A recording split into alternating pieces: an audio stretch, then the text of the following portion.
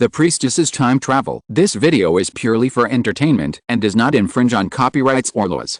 The rights to the novel and image belong to the original author. We do not claim ownership. Don't like waiting and want to listen to this fanfic in full now? Subscribe to our Patreon, where you'll find the best fanfics. Chapter 626 Fox Fairy III. All the children in the Su family, from Xiaoba onwards, are girls.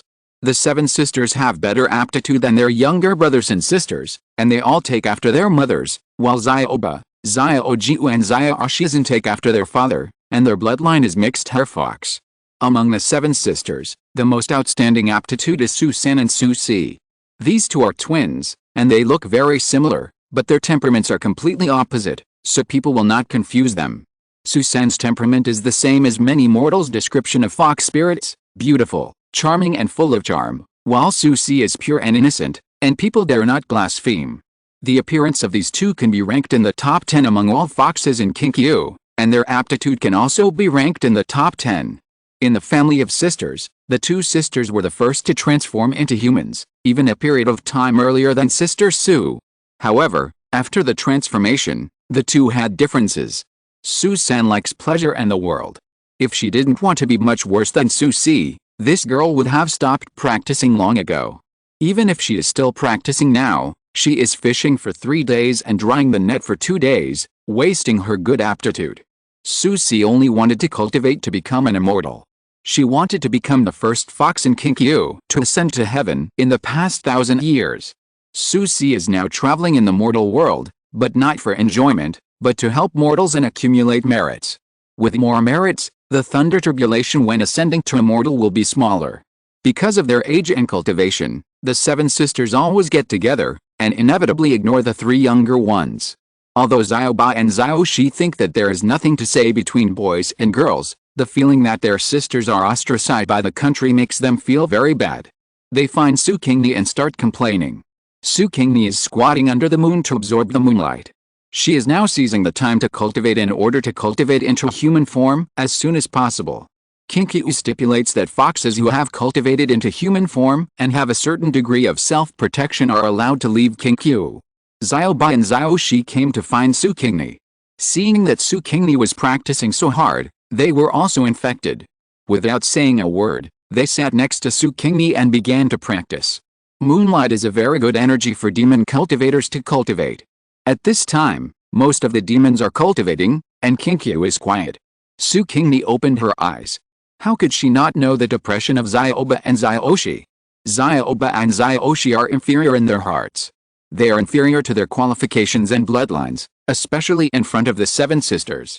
They are obviously siblings from the same mother. Why are the sisters so qualified and their qualifications so poor? This is the knot on the hearts of the 2, but because they are young, they have not yet revealed it. Not only the 7 sisters, but also Su's father and mother have not discovered it. However, if this knot is not resolved, and the situation continues to develop in this way, when they grow up, the knot will become a demon in their hearts, which will cause great harm to the cultivation of the 2. Su Qingni looked at Xiaojiu on the left, and then at Xiaosi on the right. These 2 are the closest brothers of the original body. The 2 soldiers do not look down on the original body because the original body cannot cultivate into human form. Instead, they care about and take care of the original body more. They are the people that the original body is most reluctant to leave and cares about the most. When the original body left this world, it was with regrets, and these 2 were one of the regrets. In this case, let's help them. Su Qingni stretched out her claws and tapped the eyebrows of Xiaoju and Xiaosi respectively, and a message flew into their minds. The 2 little ones who were breathing in the moonlight shook their bodies and fell into deep practice.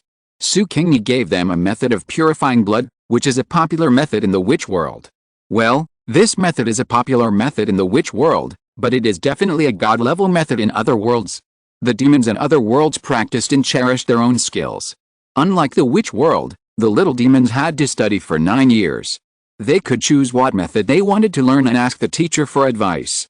Today is the full moon, and the moonlight is rich, which is best for purifying blood. Su Qingni smiled, closed her eyes and continued to practice. She didn't need to purify her blood. After finding the extremely yin place, she would leave this world, even if she improved the blood of this body.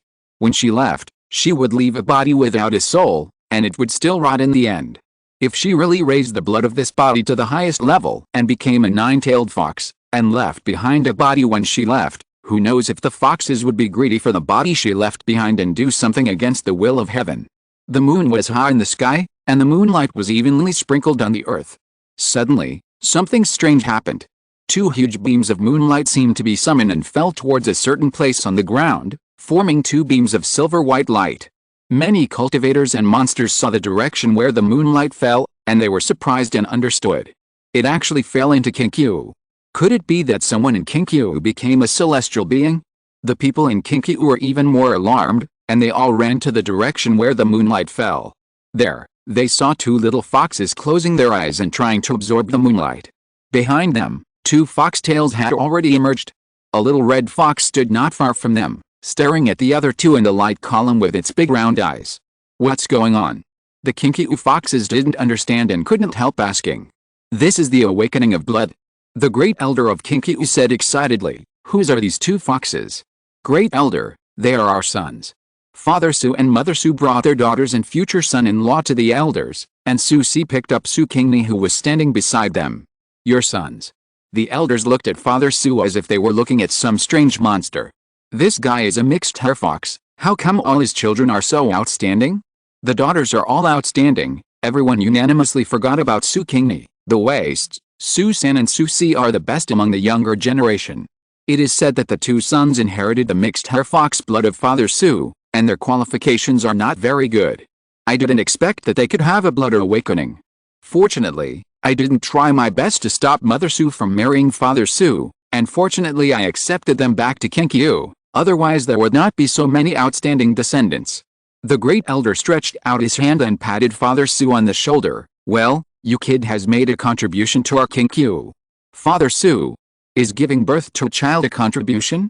The great elder stopped the others from talking, so as not to disturb the two little foxes in the moonlight from awakening their bloodlines.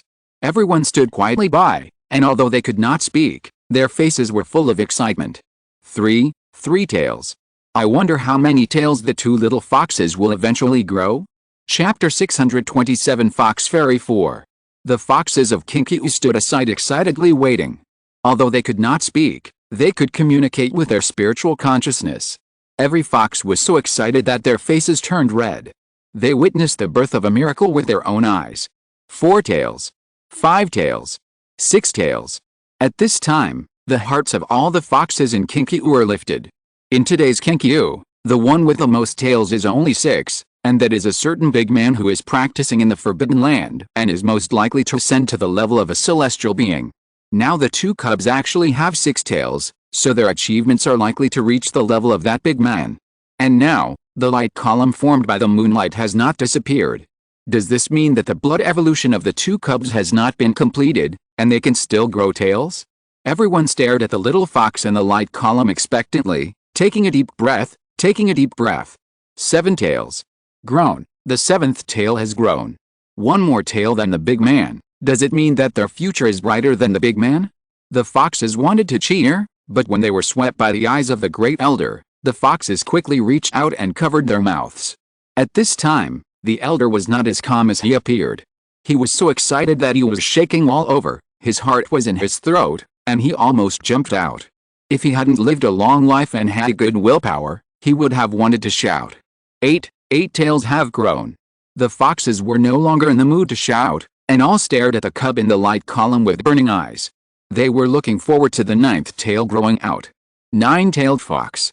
The most noble existence in the Qingni fox clan, an existence that has disappeared for thousands of years. Can it really reappear in the world? The answer is yes. In the sight of everyone, the 9th tails of the two cubs really grew out. The foxes showed an uncontrollable smile on their faces, and tears flowed down their eyes. The 9-tailed fox reappeared in the world, the hope of their fox clan. At this moment, the light column suddenly disappeared, the moon in the sky was covered by dark clouds, and thunder fell faintly from the sky. The elder's face suddenly changed, and he shouted, "Everyone, get ready and help the two cubs to survive the tribulation." It was known that God would not let the 9-tailed fox reappear so easily, and he actually sent down a thunder tribulation to deal with the two newborn 9-tailed foxes. If the two cubs cannot survive this tribulation, The nine-tailed fox will still disappear from this world. The other fox tribes also thought of what the elder thought. Each fox tribe had a serious face and took out their own assets to protect the two newborn nine-tailed foxes. Fortunately, the monsters were afraid of thunder. In order to survive the thunder tribulation, each fox tribe prepared treasures to resist the thunder. Some only had 1 or 2, some had 3 or 4, and some even had more than a dozen. The total number of magic weapons for surviving the thunder tribulation of all fox tribes was at least thousands. With so many magic weapons for surviving the thunder tribulation, it should be no problem to help the two cubs survive the tribulation, right? No way. God was targeting the nine-tailed fox. How could he let the two survive the tribulation so easily? The thunder tribulation was blocked by the fox tribe, and God couldn't do anything to the two nine-tailed foxes. But he could send down the inner demon tribulation? I don't believe that such a young cub would have such a strong character to survive the inner demon tribulation. The two cubs don't have such a strong character, and they really can't survive the inner demon tribulation.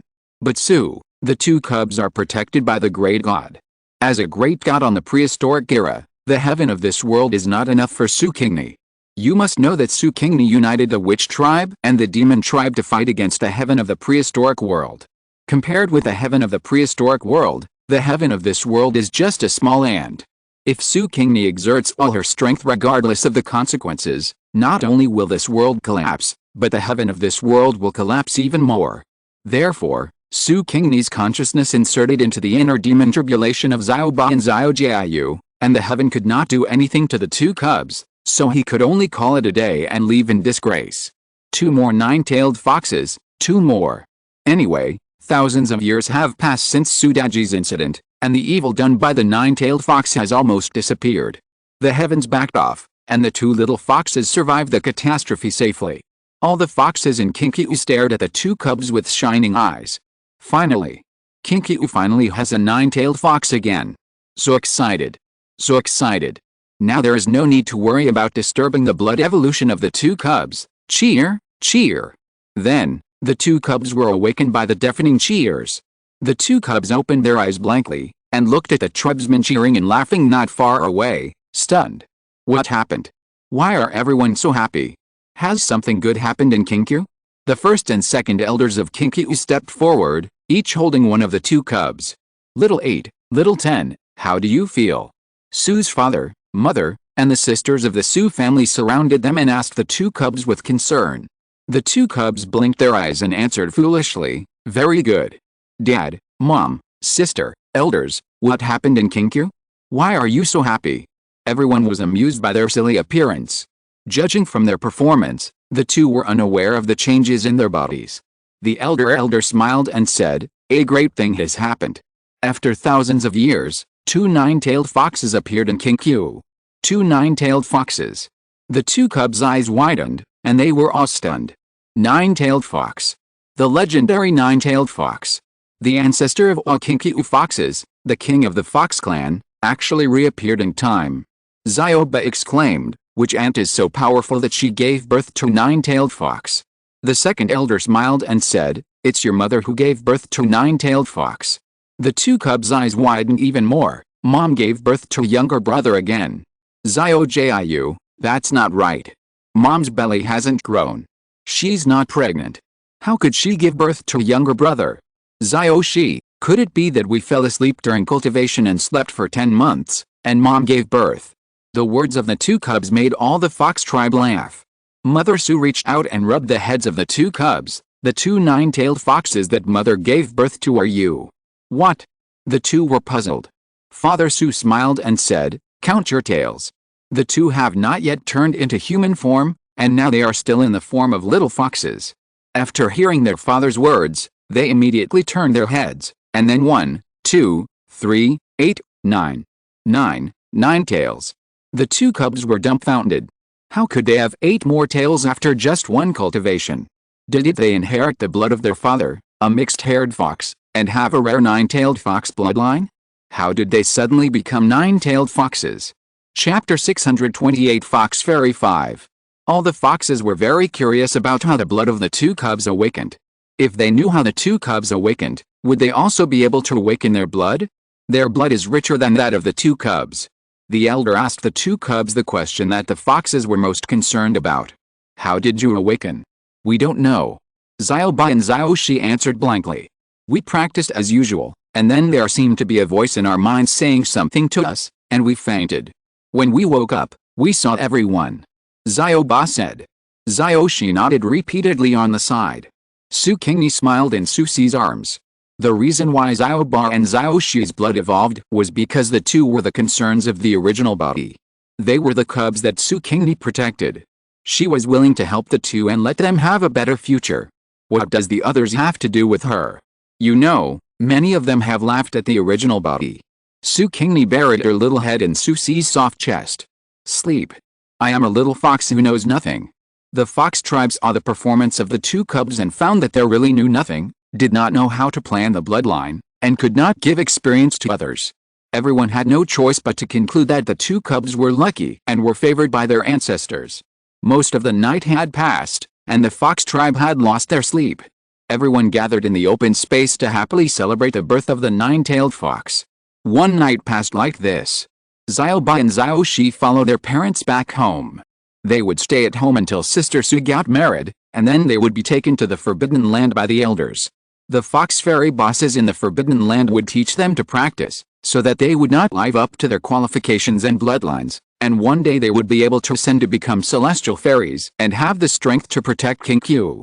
After hearing that Su Qingni did not have bloodline evolution, Xiao Ba and Xiao Shi felt sorry for Su Qingni, and gave all the good things they collected, they thought, to Su Qingni. Of course, Su Qingni would not be disappointed. She happily accepted the gifts and played happily with the two cubs. However, the others looked at her with pity. Everyone in the Su family thought that Su Qingni was forcing herself to smile in order to avoid making her elder and younger brothers feel guilty and sad. The second sister Su said to Su's father and mother, after the eldest sister's wedding, I will take Xiao Jiu out to relax. Otherwise, she will stay in Qingqiu and be sad to hear other people's gossip. Although they were both not good in aptitude, the other two became top-level aptitudes because of their blood awakening, and only Su Xiaojia was still a waste of aptitude. There will definitely be many clansmen pointing fingers at Xiaojiu, and someone might even go to Xiaojiu to talk about her. If Xiaojiu lives in such an environment for a long time, how can she be in a good mood? She will definitely suffer a huge blow. It is better to take Xiaojiu out of Qingqiu, let her change the environment, and relax. But the clan stipulates that you cannot leave Qingqiu before you cultivate into human form. Su's father said. He also wanted Su Qingni to leave Qingqiu for a while to relax. Su Sam said, there are exceptions. I believe the elders will make an exception this time. Su's mother frowned and said, Xiaojiu's strength is so low. It will be very dangerous to go outside.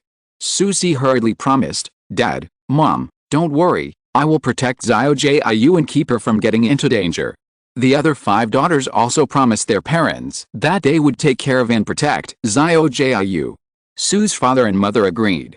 10 days later, Shui Minglang and Sister Su's wedding was held. Originally, because of Shui Minglang's half-demon identity, many fox tribes in Qingqiu did not want to come to attend this wedding. But who told Sister Su to have 2 nine-tailed fox brothers? There were not too many fox tribes who wanted to befriend the Su family, and they all came to attend Shui Minglang and Sister Su's wedding. The wedding was very lively. Qingqiu hadn't been so lively for many years. After the wedding, Shui Minglang took Sister Su away. They returned to the mountain where Shui Qingsu and his wife lived in seclusion. There are also the graves of Shui Qingsu and his wife there. Shui Minglang and Sister Su lived in the house that Shui Qingsu had built with their own hands. After experiencing the world and returning to the ordinary, the two of them lived a peaceful and happy life. Happier than Shui Qingsu and his wife.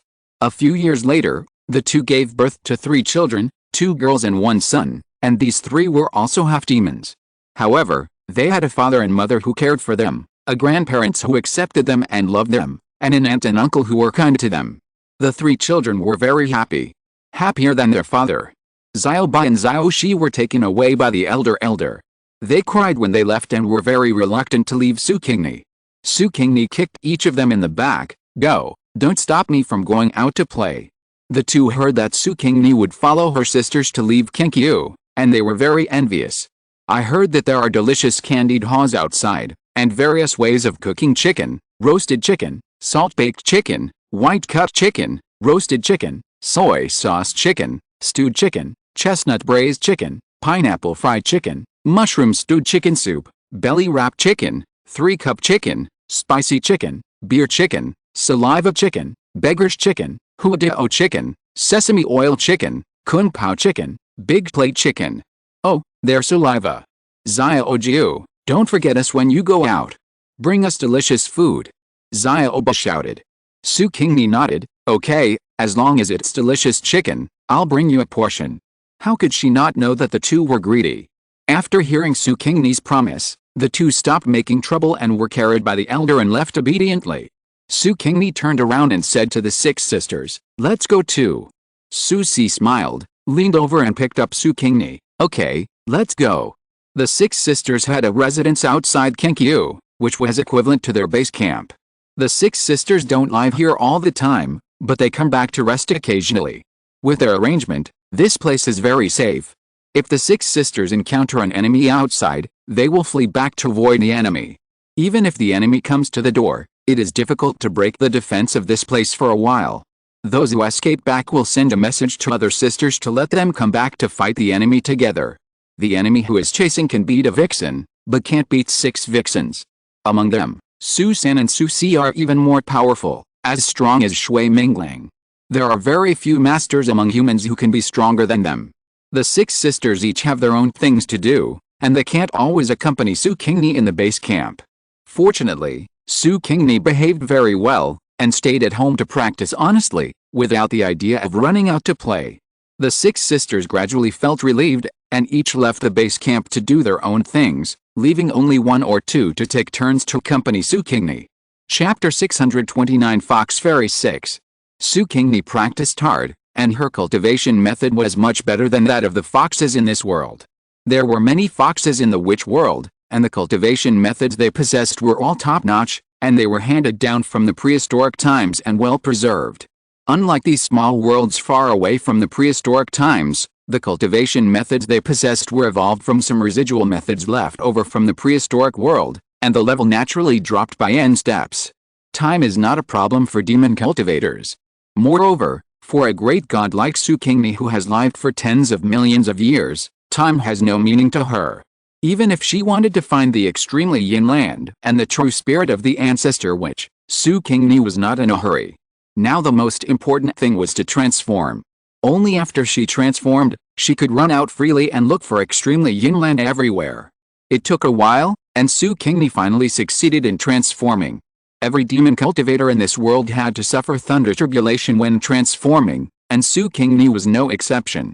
However, her thunder tribulation was much smaller than that of other demon cultivators. The heaven in this world knew Su Qingni's true identity, so it didn't dare to strike her. It just released a few small thunders to show its respect. It was like tickling Su Qingni, allowing Su Qingni to successfully transform very easily. The sisters were all envious of Su Qingni's thunder tribulation. You know, when they transformed, they were struck to a crisp on the outside and tender on the inside. It was nothing like Xiaojiu, who was just playing house when she went through the thunder tribulation. Xiaojiu, you are not the daughter of God, are you? Su San asked jealously. Haha, the god of this world dared to do her labor? After Su Qingni transformed, she looked like a little lolly of 13 or 14 years old. At this time, she blushed and said to her finger, maybe God saw that my aptitude was too poor and couldn't bear to strike me. Su San thought about it and it was right. Xiaojiu was such a waste material, and it took until now to transform. It must be that God felt sorry for her. So she was no longer jealous. Su Si said, good aptitude has its advantages, and poor aptitude has its advantages. Although Xiaojiu transformed late, she does not have the slightest demonic aura.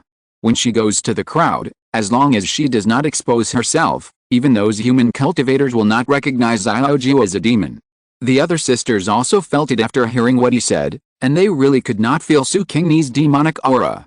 They all believed Su Si's words, thinking that Su Qingni's aptitude was poor and she could not even cultivate much demonic aura, but they did not know that Su Qingni was a big boss, and it would be too easy for her to transform perfectly.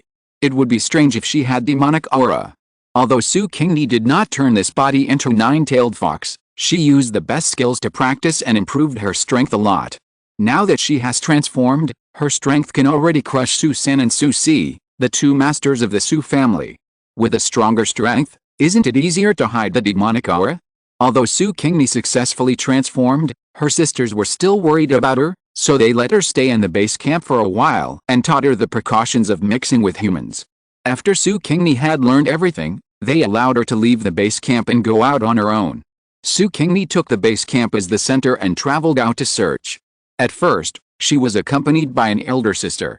But later, the sisters were relieved about her and stopped accompanying her, lest they accompany her and bring her danger. Such a thing really happened. One time, Su Wu accompanied Su Qingni out, and they met a human monk with quite good strength on the way.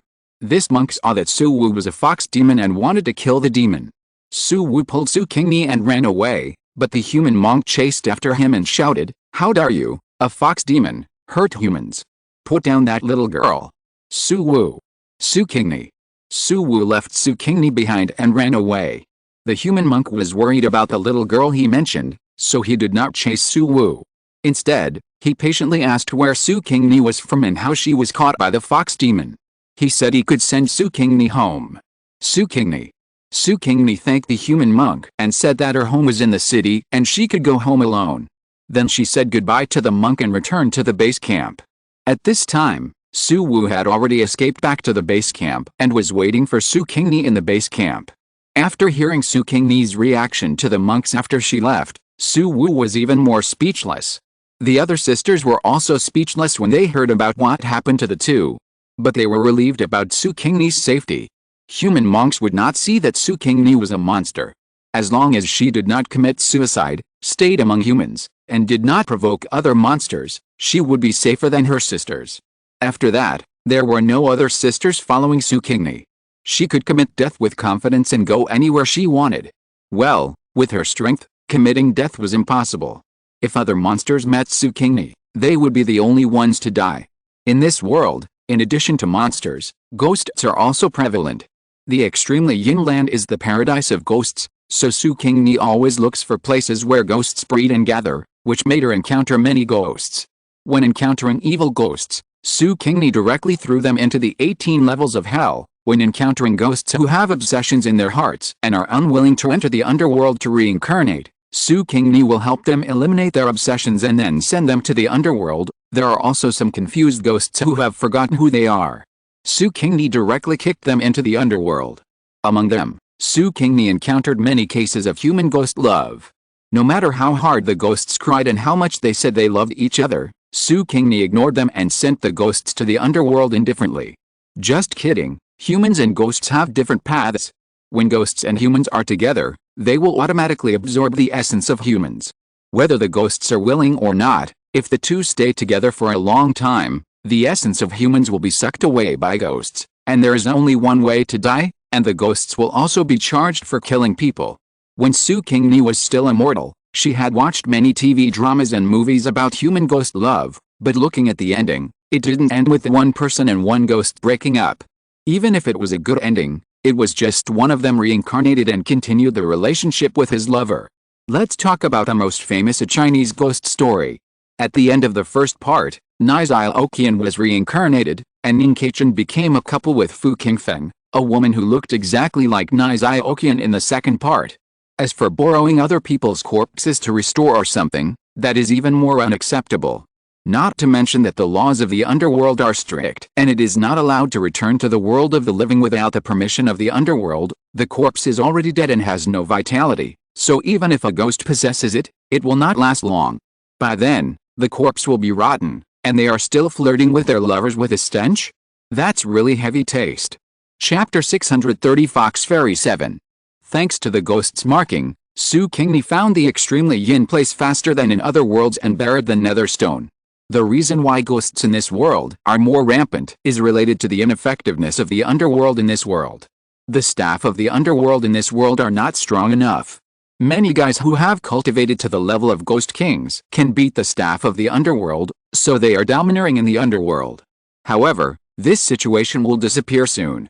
When the real underworld is connected to this world, a small ghost messenger in the real underworld can kill these ghost kings with one hand. Let's see how they can still be domineering. All of them will be thrown into the 18 layers of hell for punishment, and they will never get out of the 18 layers of hell within 10,000 years. After completing a task, Su Qingni felt much more relaxed, and no longer ran to places where there were many ghosts, but mingled in the human world and enjoyed human food. Sister Su was pregnant, and the sisters of the Su family who got the news all went to the place where Sister Su and Shui Mingling lived in seclusion. Su Qingni prepared many gifts for her unborn nephew: diapers, small clothes, small quilts, longevity locks, cradles. When Sister Su and Shui Mingling saw these things, their eyes were so happy that they turned into crescent moons. The other sisters also gave gifts, but they liked Su Qingni's gifts the most. It's no wonder that you have been in the human world for so long that you even know what pregnant women and babies need. Su San said a little sourly. She always thought she was the smartest among the sisters. Now seeing that the things prepared by her little sister crushed them, as if her little sister had become the smartest, Su San couldn't help but eat lemons. Su Qingni smiled at Su San. I specially asked the midwives in the human world. The implication is that if you are interested, you can also find out these things, but you don't care about your sisters as much as you think. Among all the sisters, Su Qingni disliked Su San the most, not because she always acted superior to others among the sisters, but because Su San did not have the same feelings for her sisters and relatives as other sisters. She was a selfish person. Oh, no, a selfish fox. She cares most about herself, and she doesn't care about other people, even her relatives. If she encounters something related to life and death, she will push her relatives out to help her avoid disaster. Su Si has the same character as her. The two are worthy of being twins. Both of them are cold-hearted. Su Si is gentle and kind on the surface, but she is the same as Su San in her heart. Su Si is determined to become an immortal. If there are relatives who hinder her from becoming an immortal, she can kill them without mercy. However, Su Si has always behaved too well, and the Su family and the people of Qingqiu have not seen her true nature. Even the original owner did not see it. But Su Qingni can't be hidden. Su Qingni and Su San and Su Si seem to be close when they get along, but it's just superficial. Su San and Su Si look down on Su Ziojiu, a waste, from the bottom of their hearts. Su Si smiled and smoothed things over as usual and changed the topic. The sisters were full of envy when they heard Sister Su talk about her happy life and her expectations for her children and the future. In addition to Su Si, Su San also wanted to find a man to marry. Of course, with Su San's temper, she would not live with the same man forever. She would abandon the previous man soon, choose a new man, and get married again. Sister Su gave birth to a chubby boy, who was so cute. Although Su Qingni did not use means to improve other people's bloodlines, she sincerely blessed the baby, and the baby was born with 2 tails. The Su family was very surprised, and the elders of Qingqiu were very happy after hearing this, and specially sent the second elder to visit the child. Seeing that the child really had 2 tails, the second elder was so excited that he invited Shui Minglang and his family to live in Qingqiu. Shui Minglang did not expect that because he gave birth to a child with outstanding qualifications, he, a half-demon, would be so easily accepted by Qingqiu. He didn't know what to say. After discussing with Sister Su, Shui Minglang made a request to the second elder to move his parents' graves to Qingqiu. The second elder hesitated a little and moved Tu Shanyan's tomb back to Qingqiu. The foxes in Qingqiu could accept it, but Shui Qingsu is a human being, and Qingqiu would never allow humans to enter, even if they were dead. In the end, both sides took a step back, and Shui Mingling moved his parents' tomb to the mountains outside Qingqiu, just outside the Qingqiu barrier. Sister Su and Shui Mingling returned to Qingqiu, and Su Qingni followed the sisters back to their base camp. Back to the base camp, the sisters who had been moved for a long time did not stay for long, and all ran to the gathering place of mortals, wanting to find a lover. Several sisters are very beautiful, and they are willing to hook up, and men are easily hooked. But what makes them depressed is that these men who are hooked are because of their beauty, but there are no men who really love them. Many men look bright and beautiful on the outside, but when they get close, they know that these people are just gold and jade on the outside, and they are rotten inside, and they can't compare with their own brother-in-law at all. Several sisters returned to the base camp in frustration, but Sister Su and Sister Su San did not come back. Su San didn't care whether those men were bad or not, she enjoyed the feeling of men around her. Suerji was luckier than her sisters and met a good man. That man was not as good as her eldest brother-in-law, but Su Qingni was absolutely sincere. That man was not a scholar, but a businessman. He was cunning but had his own principles and was kind-hearted. He was very smart and discovered Su Qingni's identity, but he really loved Su Qingni and protected Su Qingni in his own way, protecting Su Qingni's identity from being exposed and discovered by human monks. Su Qingni's original mood of just finding a man to feel what it was like to be in love between men and women changed. She really liked this man and wanted to be his wife. A few months later, the Su sisters received the wedding invitations from Su Qingni and the businessman. Su Qingni and her sisters attended the wedding of the two with curiosity. The wedding was simple, and the businessman didn't invite many people, but from the details, he attached great importance to this wedding. Not having a big wedding was to protect Su Qingni, right? Su Qingni was quite satisfied with this brother-in-law. This second brother-in-law was a good person and was sincere to her. He would definitely be good to her and protect her for the rest of her life.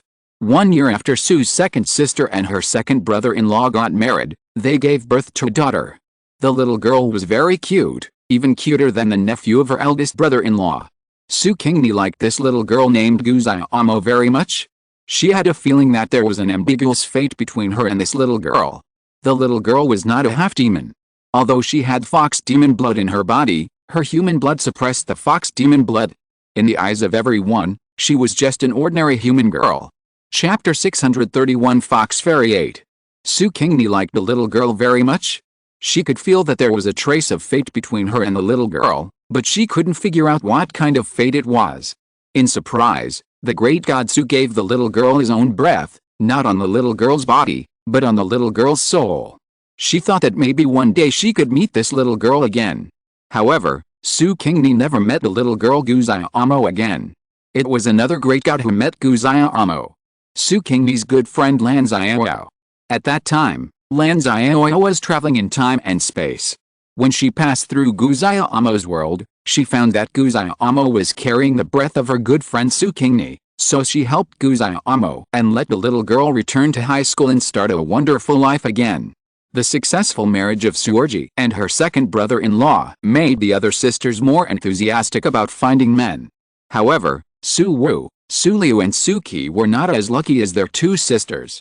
They did not meet men who really loved them and did not care about their identities. The three were still searching, but Su Si, who was devoted to cultivating to become an immortal, was about to get married. The sisters were extremely surprised. Su Si was only interested in cultivation and becoming an immortal. How could she get married? Wasn't she threatened? Or was she repaying a favor? This kind of thing often happens in the fairy world. When a monster is protected by a scholar during a disaster or in danger, the monster will transform into human form and go to the scholar to repay the favor. How to repay a favor? Of course, the life-saving favor should be rewarded with one's body. Anyway, mortals only have a few decades of life, and monsters accompany mortals for decades. After the mortals die and leave, they can leave and return to the mountains to continue their cultivation. The sisters of the Su family suspected that Su Si should have encountered this situation. With suspicion and speculation, the sisters of the Su family went to Su Si's wedding. The groom was indeed a scholar, a very handsome scholar. In terms of appearance, he and Su Si were very compatible. This made the other sisters jealous. Why didn't the men they met look so good? From Su Si's mouth, the sisters knew that things were indeed as they guessed. Su Si was seriously injured in a fight with other monsters. She could not maintain her human form and turned into her original form. The scholar Jezijin saved Su Si and treated her wounds, saving her life. In order to repay Jezijin and settle the cause and effect between the two, Su Si found an opportunity to approach Jezijin after regaining her human form, wanting to help Jezijin fulfill a wish and settle this life-saving grace. As a result, Jezijin fell in love with Su Si at first sight, and his wish was to marry Su Si as his wife. Su Si said, "Anyway, there are only a few decades. I will continue my cultivation after he dies. If I don't settle the gratitude, it will be my biggest burden, and my tribulation will be affected." The sisters nodded repeatedly, thinking that Su Si did the right thing, but they just lamented that she was unlucky and had to waste decades of time, which made her road to becoming an immortal much longer. No one doubted Su Si's words, even Su San was just jealous that Su Si's man was more handsome than her men. Su Qingni had an ambiguous smile on her lips. How could she, who was instructing Su Si to become an immortal, Waste her time to repay a life-saving grace that was dispensable. Have the sisters forgotten how strong Su Qi is? Su Qi's strength is the highest among the younger generation of Qingqiu. Even the elders of Qingqiu are not as good as Su Qi. In the entire demon world, Su Qi can be said to be a master, and there are not many demons who can defeat her. How could she be beaten to the brink of death and even lose her human form? Xiaojiu, what are you laughing at? Su Qi saw Su Qingni smile and felt a little uncomfortable.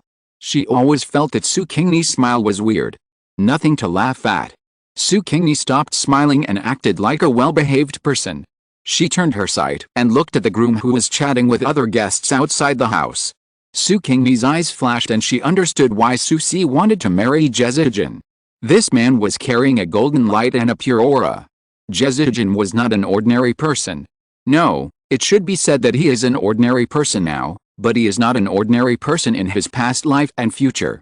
Pure air is only possessed by immortals, and golden light is given by divine duties. Therefore, Jezijin, who is now an ordinary mortal, was not ordinary in his past life. He should be the reincarnation of an immortal in the heaven of this world, who came down to earth to experience tribulations.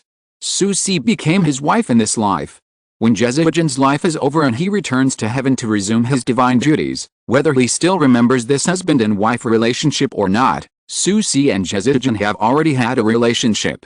Jezijin will definitely take care of Su Qi, his wife in the mortal world. By then, Su Qi will have a backer in the heaven, and Jezijin will also give her some cultivation resources in the heaven. Then will her road to becoming an immortal be far away? It's really a good calculation. I think Su Qi was injured and rescued by Jezijin, which was all designed by Su Qi himself. Su Qingni saw through it but didn't say it. Who said Su Qi was her sister? Anyway, it didn't affect Jezijin. He lives in the human world, and he has a beautiful and gentle wife to accompany him for life. How wonderful. The wedding of Su Qi and Jezijin was much more lively than that of Su Erji. Although Jezijin's family was a little poor, Su Qi's image to the outside world was that of a rich lady. She married into the Je family with a large dowry, so it was nothing to take out some of it for the wedding banquet. The most important thing was that Su Qi practiced diligently and was powerful. The demonic aura on her body was not as strong as that of Su Erji. The demonic aura was originally light, and with Jezijin's aura as a cover, even if a human cultivator came in front of her, he would not discover Su Qi's identity as a fox demon. Su Qi's identity would not be exposed, so naturally she was not like Su Erji and her second brother-in-law, who were cautious even at the wedding. Su San was stimulated by Su Qi's wedding. She had been competing with Su Qi since she was still in Su Mu's belly, and wanted to suppress Su Qi in everything.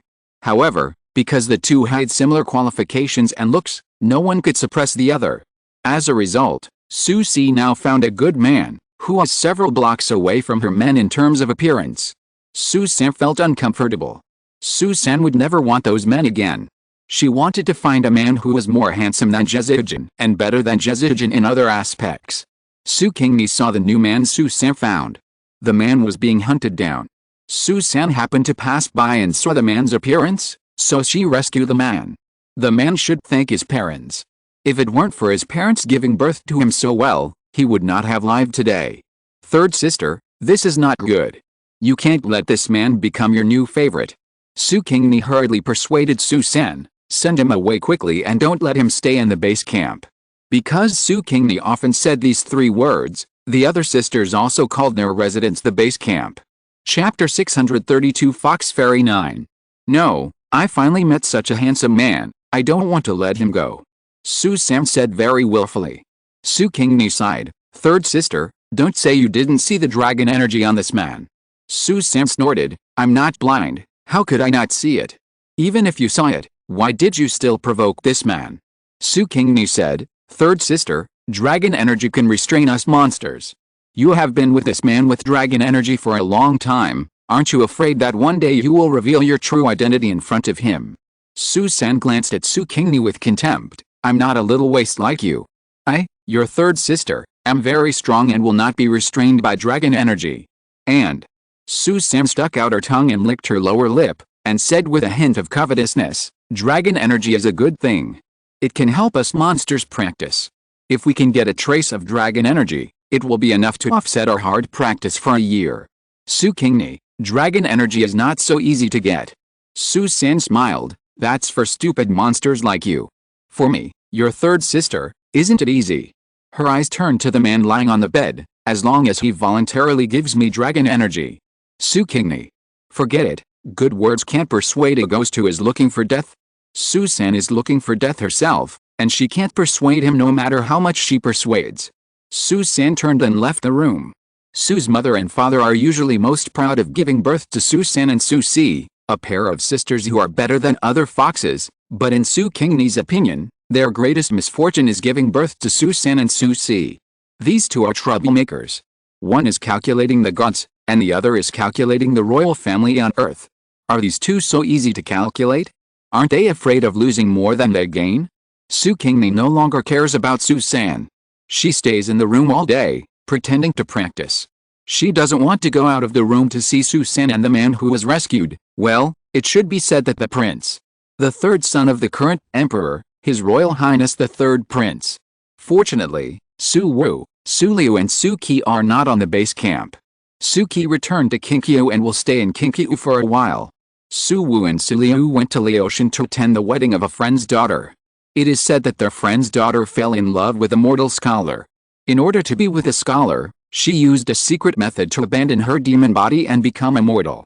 This secret method has sequelae. After becoming a human, the girl only has 10 years to live. This girl can abandon everything for the love of her lover. Not to mention her lifespan, even her parents were thrown behind her. However, the parents will not blame their children. Although sad, the couple still prepared a dowry for their daughter and married her off. As good friends of the couple, Su Wu and Su Liu, in addition to attending their children's wedding, the most important thing is to comfort the two and let them let go of their hearts and pretend that they had never given birth to this daughter.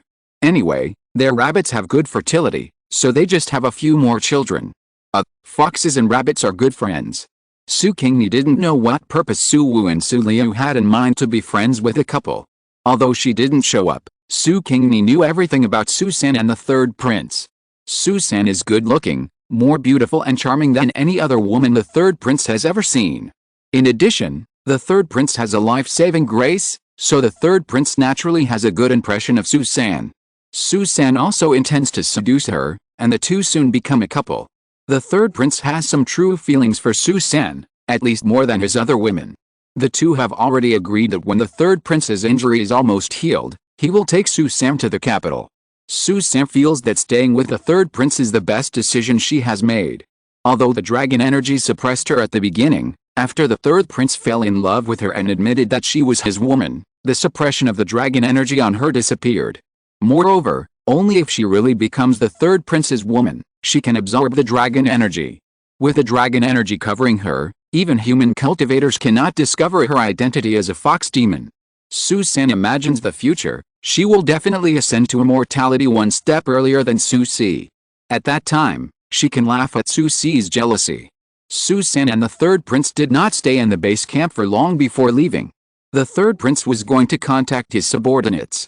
Su Qingni looked at their leaving figures and sent a message to Su Wu, Su Liu and Su Qi, asking them to try not to return to the base camp in the future. This place has been visited by humans other than the fox spirit, and it is no longer safe. Su Qingni left the base camp and randomly found a direction, while traveling, looking for the fragments of the true spirit of the ancestor witch. She has not found the fragments of the ancestor witch in several consecutive worlds.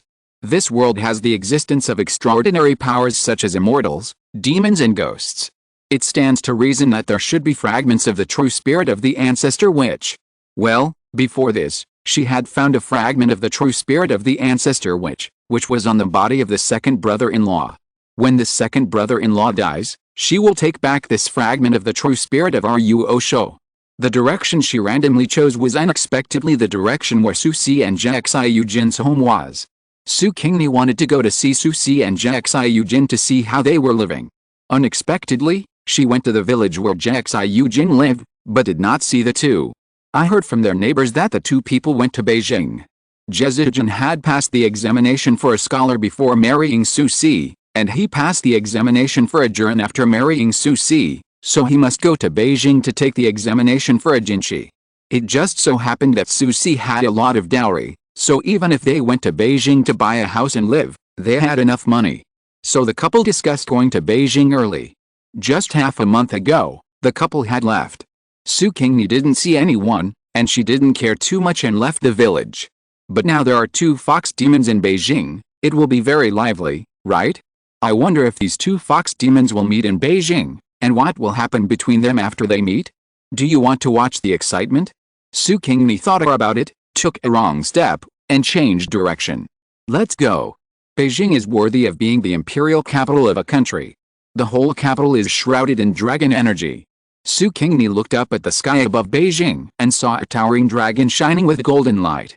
The dragon scales were clearly visible, indicating that the dynasty was at its peak. If the dragon became dim or even dissipated, it would mean that the dynasty had reached its end. A new dragon would replace the old dragon. The dragon's eyes shot out a 10-foot-long ray of light. It felt that someone was watching it. The dragon wanted to teach this bold person a lesson, but it didn't find this person. The dragon was confused. Was it wrong? Chapter 633 Fox Fairy 10. Su Qingni looked away, not letting the dragon notice her. She followed an old farmer who was selling vegetables in the city and walked into the city gate. At the city gate, the guards stopped people entering the city one by one and checked them. The old farmer in front must have often entered and exited this city gate. The guards knew him and just casually checked the things in the old farmer's basket, then waved his hand to let him in. It was Su Qingni's turn. The guards questioned this stranger in detail. Name: Su Jiayu. What are you doing in the capital? Taking the exam. Su Qingni dressed like a man, wearing a long gown and a Confucian scarf, just like the scholars. The guards were surprised that the boy in front of them had passed the exam at such a young age, and their attitudes softened a lot. However, he passed the exam in his teens, so he must be a young genius. Even if he didn't pass the exam this time, he would pass the exam sooner or later. When he soared to the sky, he would not be able to afford to fend these low-level soldiers. Where are the documents? Su Qingni took out a piece of paper from her bosom and handed it to the guard. To live in human society, Su Qingni has prepared all the relevant certificates. She is not as stupid as Bai Suzhan and Zhao Qing, who just came down from the mountain. They actually stole the government's silver and gave it to Su Xian to use. They didn't even wipe off the official seal on the bottom of the silver. In the end, Su Xian was sued and exiled. What's more, the purpose is to turn a legendary haunted house that has been abandoned for many years into a rich man's mansion. It means that the people around are dumbed down by Bai Suzhan's halo of the heroine, otherwise such a thing would cause who knows what kind of commotion. It is easy to get human identity documents.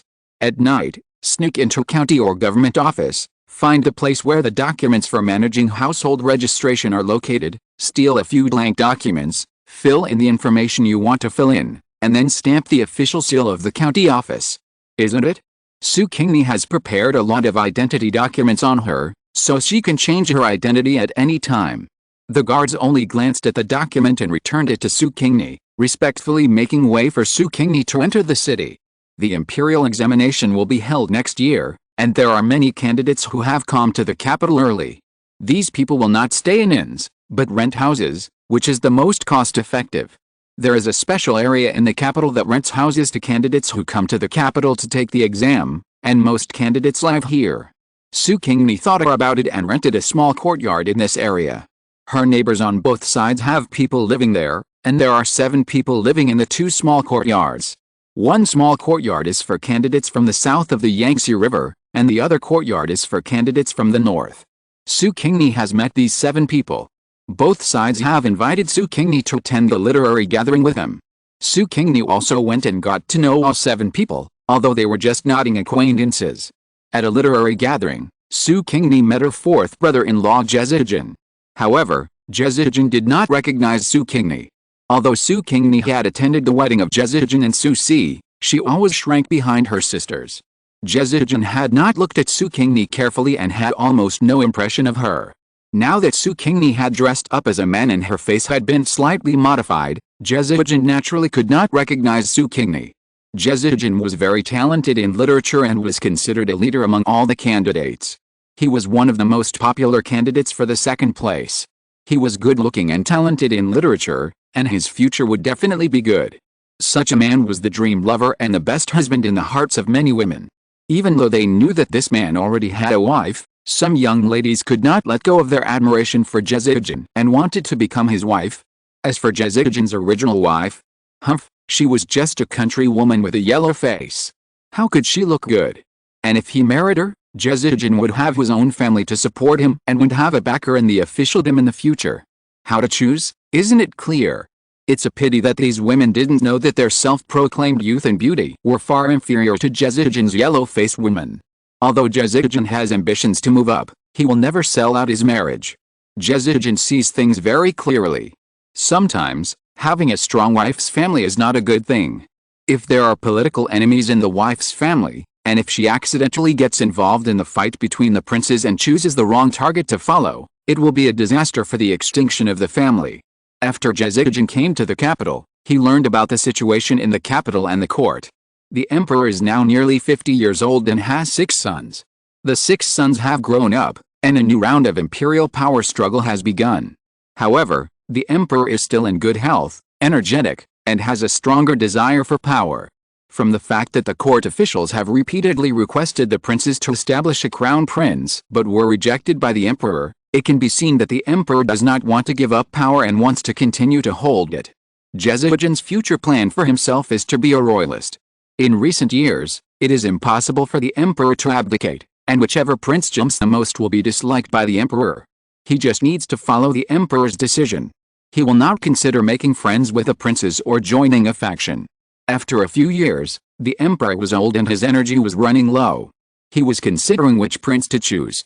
During these years, he could secretly observe those princes and make sure to choose the one who would become a real dragon. Because of this thought, Jezidjin rejected the solicitation and marriage proposals from several families, and the excuse he gave to the outside world was a wife who has shared the hardships with you should not be divorced. This made the young ladies who admired Jezidjin even more jealous of Jezidjin's wife. A rich girl secretly used means to send her servants to kidnap Jezidjin's wife when Jezidjin was not at home, and sold her to a remote area, and then created the illusion that Jezidjin's wife eloped with someone. Jezidjin would definitely be sad without his wife. At that time, if this young lady gave him a gentle comfort and caring care, wouldn't Jezidjin be moved by her? She could then naturally marry Jezidjin as his wife. Unfortunately, she had a good idea, but she didn't know that Jezidjin's wife was not immortal at all. The servant sent by the young lady to kidnap Su Qingni was knocked unconscious by Su Qingni with a wave of her hand. Su Qingni easily learned the young lady's plan from the servant. Su Qingni sneered. Someone actually plotted against her. Although she often did good deeds to accumulate merits in order to become an immortal, it does not mean that she is a good person, a good fox demon. The plot was all on her head. If she didn't report back, how could she be worthy of her identity as Qingni Su Qingni? The servant sent by the young lady was thrown into the mountains by Su Qingni to feed the wolves. That night, the young lady who plotted against Su Qingni was still dreaming of becoming Jezidjin's wife, and disappeared in her boudoir in her sleep. If you're listening to this novel on a channel other than Fanfic World, it means they downloaded and uploaded it without effort. We cordially invite you to visit our channel, Mundo Fanfic Novelis. There you'll find the original version of this story and you can explore many other novels of various genres. We're waiting for you to immerse yourself in a world of incredible novels. Chapter 634 Fox Fairy 11. The daughter who plotted to murder Su Qingni disappeared from her own boudoir, but she turned up in the largest brothel in the capital, and was recognized by the playboy of a family that had a grudge against her family. This time, the reputation of this daughter was completely ruined. Her family did not allow her to return home at all, saying that she just looked like their daughter, who had been ill for some time and could not leave the boudoir. Not long after, the family made the false daughter die of illness, and the daughter had no chance to return home. The daughter was abandoned by her family and fell into a brothel. She had no way to leave, and eventually became one of the female prostitutes in the brothel. The high and mighty she had been in the past became a thing of the past. Su Qingni's move was not to be underestimated, and she was not contaminated with many causes and effects. Did the daughter not die? At most, she was living a life worse than death. After the incident with his daughter, Su Qingni discovered how popular Jezidjin was. It was because Jezidjin was determined that those daughters and their families did not succeed. However, the families of these daughters were only third and fourth-rate families in the capital, and the highest official in their family was less than the fifth rank. Jezidjin could be tough when he rejected them. But if one day the daughters of those first-rate families or the daughters of the first and second-rank officials took a fancy to Jezidjin, or if the princess took a fancy to Jezidjin, and they used the imperial power to oppress Jezidjin, would Jezidjin still be tough and refuse? Su Si frowned his beautiful eyebrows. Forget it, we should stop the enemy with the generals and cover the water with the earth. Even if it was the princess, so what? If she dared to snatch a man from her, she would still make the princess live a life worse than death. The most important thing now is to deal with those women who coveted her husband. Humph, by the way, give their families a warning. In the days to come, those daughters who coveted Jezidjin were in trouble. Either this one was disfigured, or that one fell off a carriage on the street and fell into the arms of a famous second-rate person in the capital, and had to marry a second-rate person for the sake of reputation, or their families also fell into bad luck one after another, and the political enemies got hold of their families' handles and reported them. Although they did not lose their positions, they were also in a very bad state. Everyone found that these unlucky families and daughters were interested in Jezidjin. This time, Jezidjin was given the title of Unlucky Star, and some daughters who had feelings for him but did not express them immediately changed their attitudes and stayed away from Jezidjin. Su Si did not expect that her move would have such a good effect, and she was very happy. Although Jezidjin was a little depressed because of the nickname, he was relieved that no one was trying to win him over and threaten him. You are really promising. For a man, you actually took action against a group of mortal women who had no threat. Su Sam said sarcastically. The two sisters came to the capital. When they went out shopping, they met on the street and went to a restaurant together. The two foxes didn't know that in another box on the side of the box they chose, there was another sister of theirs. Although they cast a spell so that people outside the box couldn't hear their conversation, they couldn't stop Su Qingni, who was stronger than them. Su Qingni ate the sweet lotus root powder cake, drank long jing before the rain, listened to the opera, and was very comfortable. What about you? You are the same. The princess of the third prince's mansion is haunted by evil spirits. Don't say it's not you who did it. Su Si retorted sarcastically. Who doesn't know who is their own sister? Her methods are still gentle. She will leave a line when doing things and never hurt people's lives. Unlike Su San, she is cruel and vicious, and directly attacks people's most deadly places. Since she came to the capital, 2 concubines have died in the third prince's mansion. On the surface, it doesn't seem that Su San did it, but Su Si knows that the deaths of these 2 people are definitely caused by Su San. And the current third prince's concubine is said to be shouting that there are ghosts around her every day, and she dare not sleep at night. People are almost tortured crazy. How can a madman be a princess? Just wait and see, this princess will be dead soon. As for whether she could not bear the torture and ended her life, or the royal family did not want this daughter-in-law, who knows? Su Sam snorted, no matter which woman wants to stand above me, her end will be the same as Qin's. Qin is the third prince's wife.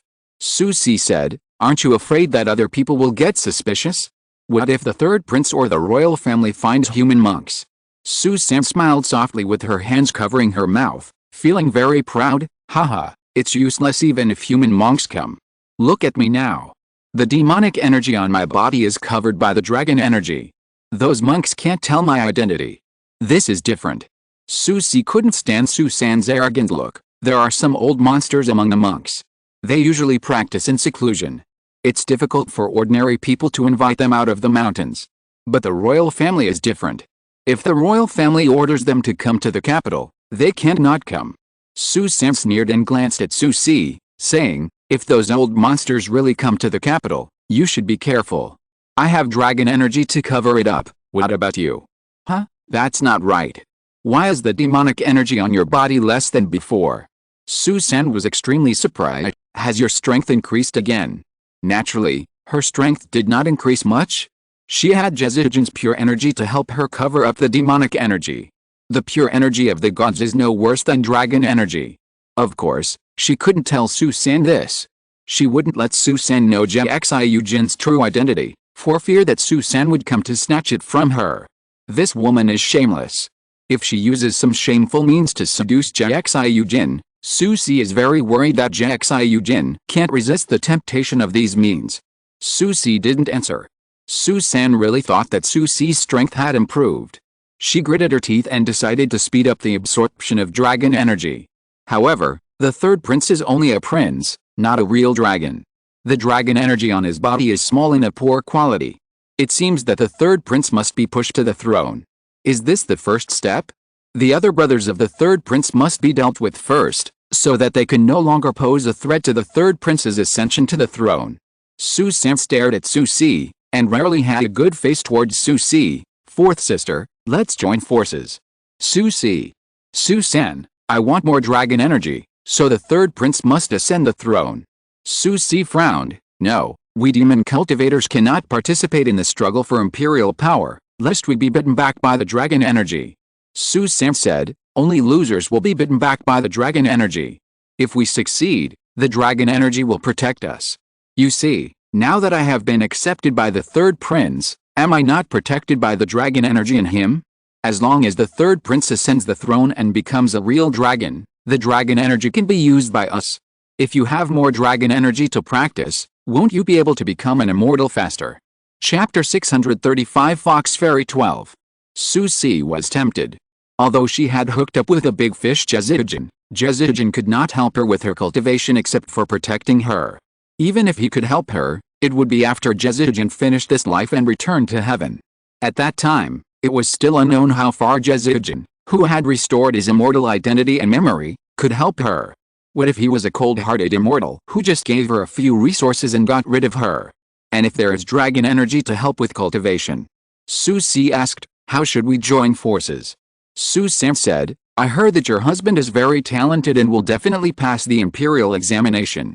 Let him help the third prince when the time comes. Su Si frowned and said, I have to ask my husband for his opinion on this and I can't agree on his behalf. Su San smiled and said, okay, go and ask.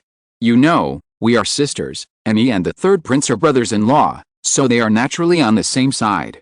Even if your husband chooses other princes, those princes will not trust your husband because of our relationship.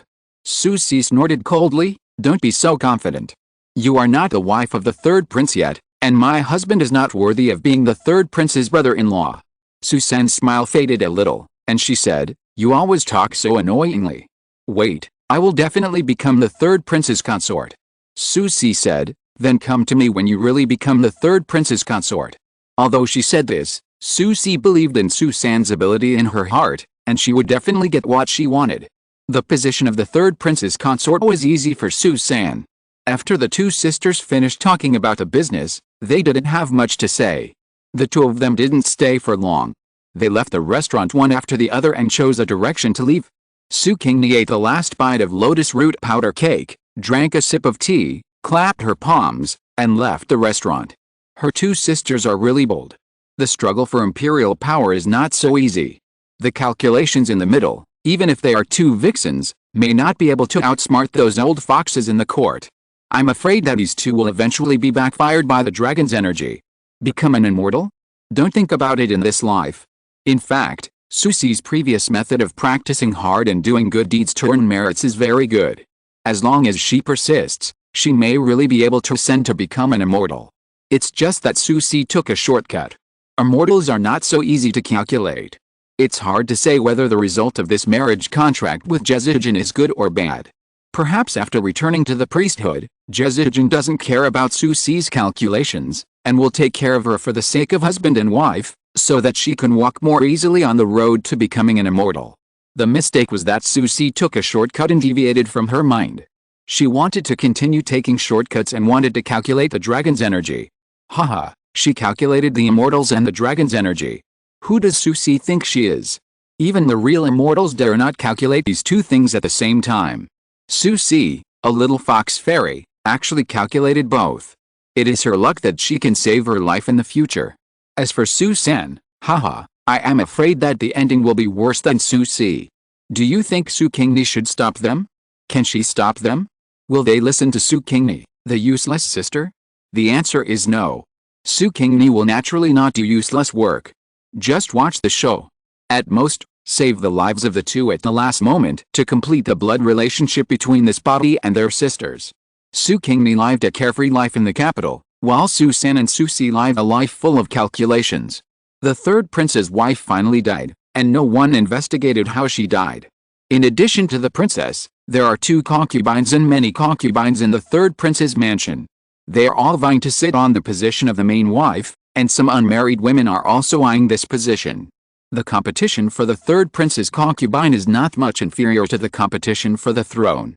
The struggle between women is no less dangerous than the struggle in the court. In addition, there is a vixen who stirs up trouble and adds fuel to the flames, and the struggle between women is even more intense.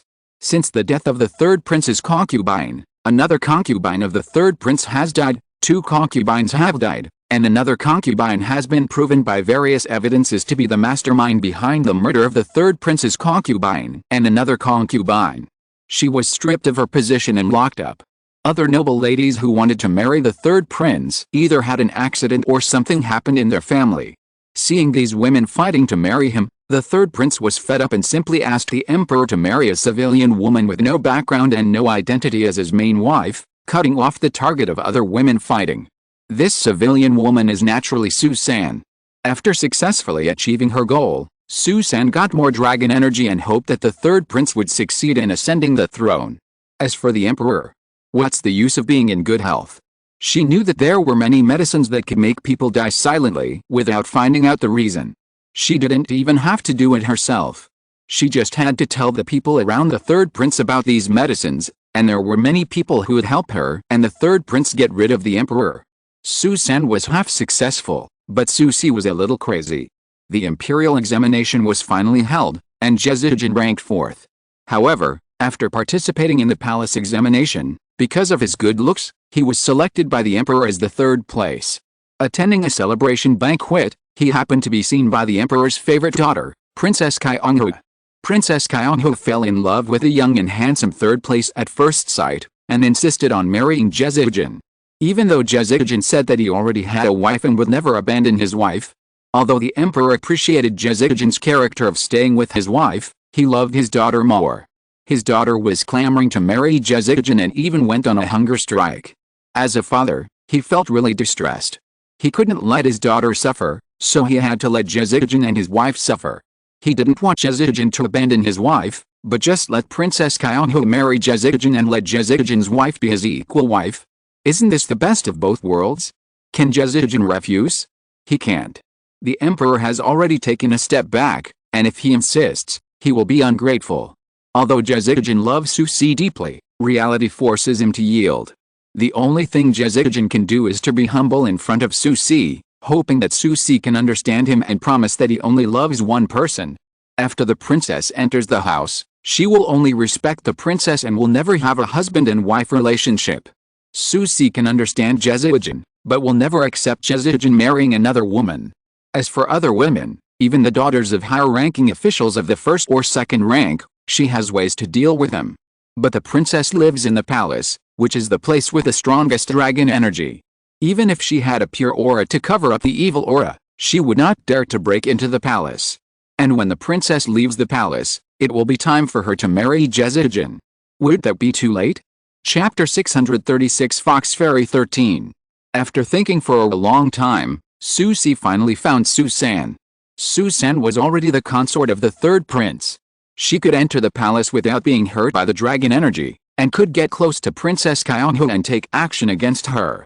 Su San smiled. What's the benefit of me helping you? Su Si, you and I will join forces, and my husband can help the 3rd prince. Su San smiled and didn't respond. Su Si snorted and said, why, now that you are a princess? Do you look down on me and my husband? Do you think the 3rd prince can ascend to the throne smoothly? There is no one to help the court, and it is not easy for the 3rd prince to get that position.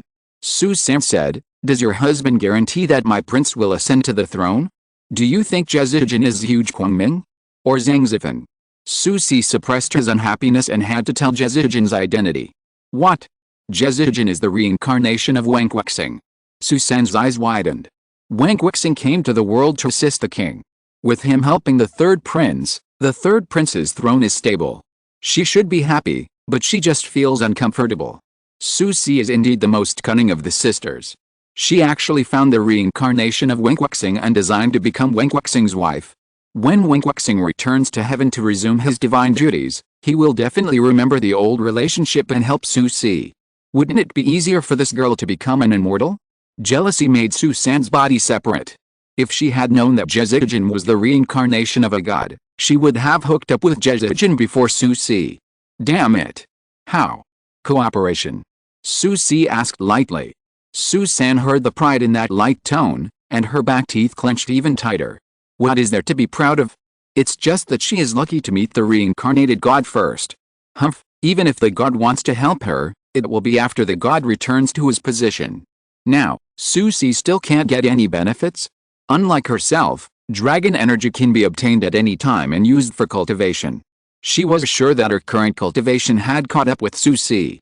On the other side, Su Qingni, who was eating hot pot in her own yard, looked up at the sky. The scales of the giant dragon in the sky gleamed a little. I wonder if it will attract the attention of human cultivators. Cooperation. Su San squeezed out 2 words from between her teeth. Su Si smiled and said to Su San, Princess Niangniang, I have to rely on my sister to help solve it. Su San snorted coldly and turned away. Su Si smiled and returned to the Jie family. On the way, she was in a good mood and bought a chicken and a piece of pork belly. Let's make pork belly and chicken soup for dinner today. Jezijin returned home and was surprised to see the delicious food. Has his wife's mood improved? Since hearing the news that the emperor was going to grant a marriage, my wife hasn't smiled for many days. Between the princess and Su Si, Jezijin definitely favors Su Si. Su Si is as beautiful as a fairy who has descended to the earth. The princess doesn't even have half of Su Si's beauty, and she forced him to marry the princess. It would be strange if Jezijin liked the princess. Su Si was in a bad mood these days. How could Jezijin be in a good mood? Finally, Su Si seemed to have figured it out, and her mood improved, and Jezijin's mood naturally changed. My wife, don't worry, I will never let you down in my life. Jezijin held Su Si's hands and promised. Su Si smiled softly, looking very beautiful, like the purest lily, which made Jezijin's heart beat. The sage said, when you are full and warm, you will think about sex. Jezijin was eager to move, and pulled his beautiful wife into the curtain together. While dealing with her hard-working husband, Su Si sneered in her heart. She was naturally relieved. Jezijin only had her as a wife in his life, and he would not have a second wife. A few days later, news came from the palace. Princess Niangniang met a new favorite of the emperor on a narrow road, and neither of them gave in to the other, and fell into the lake together. Both died. Jezijin. He thought of the noble ladies who had fallen in love with him before and suffered various misfortunes.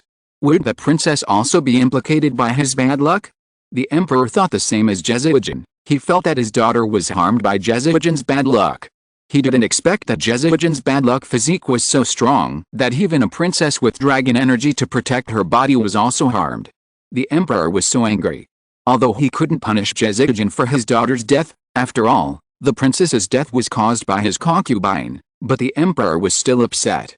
He originally wanted to reuse Jezijin, the third-place winner, but now he gave up this idea.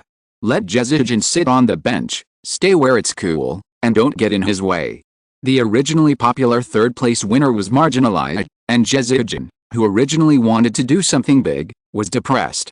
Originally, he wanted to follow the emperor's footsteps and be a royalist, but now, if he wants to stand out and do something big in the court, he has to join another mountain. Just as he was analyzing which prince could surrender, Su Si came to his study. Su Si was holding a plate of freshly baked pastries and a pot of tea. Su Si's hands were very skillful, and the pastries she made were delicate and delicious, and the tea she brewed was also very fragrant. Husband, you didn't eat much during the meal, so you must be hungry, right? Eat some pastries to fill your stomach. Su Si said gently. She put the pastries in front of Jezijin, walked behind Jezijin, stretched out her hands and placed them on Jezijin's shoulders, and massaged with moderate force. Jezijin felt his shoulders relax due to the massage, and could not help but say, my wife, with you, what else could a husband ask for? Su Si replied, with my husband, what else could a wife ask for? Even though Jezijin was annoyed, he could not help but smile. My wife, I have wronged you these days. No, I am sorry. It is my husband who has been in a bad mood these days. Is there something bothering you? Are you still sad about the death of the princess? Su Si's tone was gentle, and Jezijin, who had his back to her, could not see the fierce light flashing in her eyes. Jezijin said without any investigation, I have only met the princess once, and we have no feelings for each other, so I will not be sad for her. It's just that the emperor blamed me for the princess's death, so I am now neglected and have a hard time in the officialdom. I was thinking, should I find a backer for myself? Su Qi's eyes lit up, and she immediately asked, my husband, have you decided who to find as a backer? If you haven't decided, I can recommend one. Jezujin was surprised. Who do you recommend, my wife? Su Qi said, the third prince. Jezujin asked, how do you know the third prince, my wife? He wouldn't be cheated, right? It shouldn't be. My wife is so sincere to me, how could she be interested in other men? Chapter 637 Fox Fairy 14. Could it be that the third prince was attracted by my wife's beauty and took the opportunity to get close to her? Su Qi turned her head and saw Jezujin's expression. She knew that he was wrong and said hurriedly, my husband, the third prince's wife is my third sister. What? Jezujin was surprised. Your third sister married the third prince? When did it happen? How come I didn't know? Jezujin remembered Su San, mainly because Su San looked like Su Qi, but her temperament was completely different. This made a deep impression on Jezujin. Su Qi sighed, I only found out recently. Third sister has always been willful. She even made her own decision about getting married without informing the sisters. Su Qi said, after attending our wedding banquet, third sister saved the injured third prince on the way home, and then the two of them fell in love. The third prince brought third sister back to the capital. But at that time, the third prince had a concubine and could not marry sister as his principal wife. Third sister felt that it was embarrassing for the family, so she did not tell her family about her relationship with the third prince. Only Xiaoji knew that third sister saved the third prince. But Xiaoji was a child and could not tell the difference between right and wrong, so she did not mention this matter to her family. Later, many things happened in the third prince's mansion. You should have heard about that, right? Jezujin nodded. You know, the third prince is another unlucky star in the capital. As a person with the same suffering, how could Jezujin not have inquired about the third prince's affairs? Su Qi said, it was during that opportunity that the third prince informed the emperor of the existence of the third sister and married her directly as the princess, thus eliminating the competition among other women for the third prince. You know, our family is a secluded family and we don't like to be involved with the imperial power, so the third sister didn't inform our family. It was only when I met the third sister while shopping last time that I knew she had become the princess of the third prince. Jezujin was surprised and somewhat understood. With Su San's beauty, it would be easy for her to charm the third prince, and it was not impossible for her to become the princess of the third prince. After listening to Su Qi's words, Jezujin thought about it. According to the relationship between the two sisters, he and the third prince were brothers-in-law. Now this relationship has not been spread out. If it is spread out, even if he does not stand on the side of the third prince, others will think he is on the side of the third prince. Since Xianren has already stood on the side, then he should choose the third prince. With his ability, even if he is a pig, he can help him ascend the throne. Besides, the third prince is not a pig. I heard that the third prince is smart and studious, and is good at both civil and military affairs. He is an excellent prince. In this case, let's choose the third prince. Jezujin asked Su Qi, Madam, after you recognized the third sister, have you kept in touch? Su Qi said softly, of course I have kept in touch. But I am worried that the relationship between my third sister and I will affect my husband, so I always meet with the third sister in private. Jezujin stretched out his hand and patted the back of Su Qi's hand. Madam, I'm sorry for wronging you. You don't have to worry about me in the future, you can meet the third sister openly. So, you prepare some gifts, and we will go to the third prince's mansion to pay a visit to the third prince and the third sister tomorrow. Su Qi smiled and said, okay. The third sister likes to eat the peach blossom cakes I made, so I will make more and bring them to the third sister tomorrow. By the way, the third sister said that the third prince likes calligraphy and painting, and your husband's calligraphy and painting are unique. You can draw a picture for the third prince. The next day, Su Qi and Jezujin visited the third prince and his wife. When the third prince heard the report from the concierge, he laughed and said to Su San, Mother San, you are my wise wife. Jezujin was a man of outstanding talent and ability. All the princes took a fancy to him and wanted to recruit him.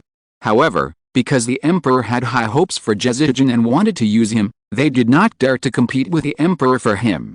Princess Qianghua's death was not caused by Su San, but by the third prince's mother, who secretly took action. Su San told the third prince that Su Si was Zhejian's wife, and the third prince immediately chose to help Su Si kill Princess Qianghua. Anyway, Princess Qianghua and the third prince were not born of the same mother, and Princess Qianghua's mother was an enemy of the third prince's mother. The third prince felt that he had gained a lot by killing Princess Qianghua and getting a useful talent. The third prince's meeting with Zhejian was very successful. Zhejian felt that the third prince was worthy of his assistance, and the third prince appreciated Zhejian's ability. After that, Zhejian gave the third prince a lot of ideas, which made him gain a lot of benefits in the court, and also gained a good reputation, suppressing other princes, and making the emperor more and more satisfied with the third prince. The third prince also took action and changed Zhejian to a more important position in the court. A win-win for both parties. However, the third prince has come to the fore, but the emperor is in good health and can live for another 10 years. When will the third prince be able to take the throne?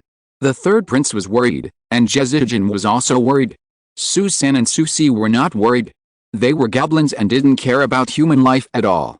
So Su San gave the third prince an idea: give the emperor medicine and kill him. Zhejian remained silent about this idea. He agreed in his heart, but he would not show it, otherwise it would damage his image of a gentleman. The third prince considered it for 3 days and 3 nights and finally agreed to this idea. The medicine was found by someone of the third prince, and the plan was implemented by the third prince's mother, concubine Xian. Su San just mentioned it casually, and what happened later was none of her business. These were all her own conceit. As the initiator, how could it not be her business? She could deceive everyone, even herself, but she could not deceive the way of heaven, which would remember everything. When the time comes, the final account will be settled. After the emperor was injured, his health deteriorated day by day. Although the emperor was unwilling, he had to accept the facts, and for the stability of the court, he had to establish a prince as soon as possible. In view of the excellence shown by the third prince recently, the emperor finally chose the third prince as the prince. After the third prince became the prince, Su San was able to absorb more dragon energy. The scales on the giant dragon formed by dragon energy became much darker, which attracted the attention of some masters among human monks. However, they did not expect that there was a monster sucking dragon energy to shake the foundation of the country. They only thought that the instability of the court caused by the struggle for imperial power was reflected on the giant dragon. These people did not care too much and easily turned their eyes away.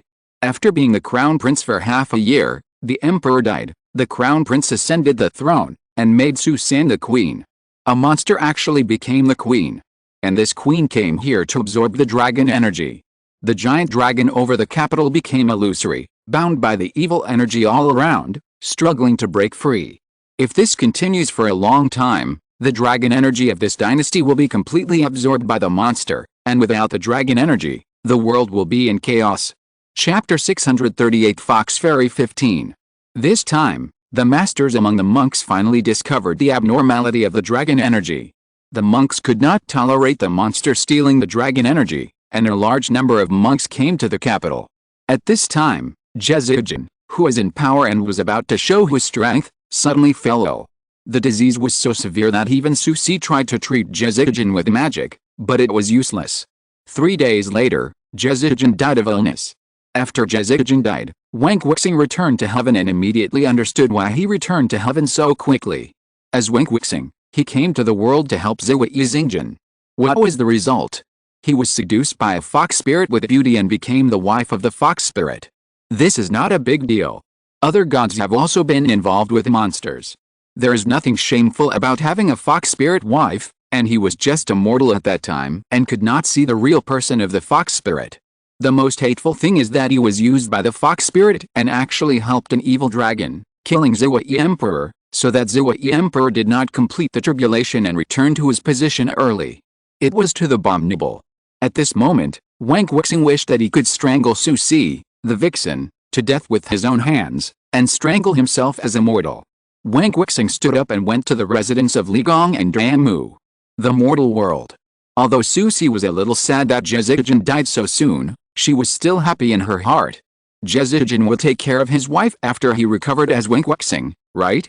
However, Su Qingni did not wait for the care of the immortals, but waited for the thunder tribulation. It was not the thunder tribulation of ascension, but the punishment from heaven for her, as a monster, intervening in the struggle for imperial power. Without Jezidjin's immortal spirit to shield Su Qingni was immediately backfired by the dragon spirit and punished by the heaven. She could not avoid it no matter what. No matter how Su Qingni fled, she could not escape the thunder tribulation. Thunder and lightning struck Su Qingni one after another, splitting her to a crisp on the outside and tender on the inside. This thunder was much stronger than the thunder tribulation she encountered when she first transformed. Su Qingni didn't understand why God didn't strike Su San. Why did he strike her? God, Su San is still protected by the dragon body, so he can't strike her. But Su Qingni has no protection. Su Qingni, I have a backer. Wen Guoxing is my backer, and I am his wife on earth.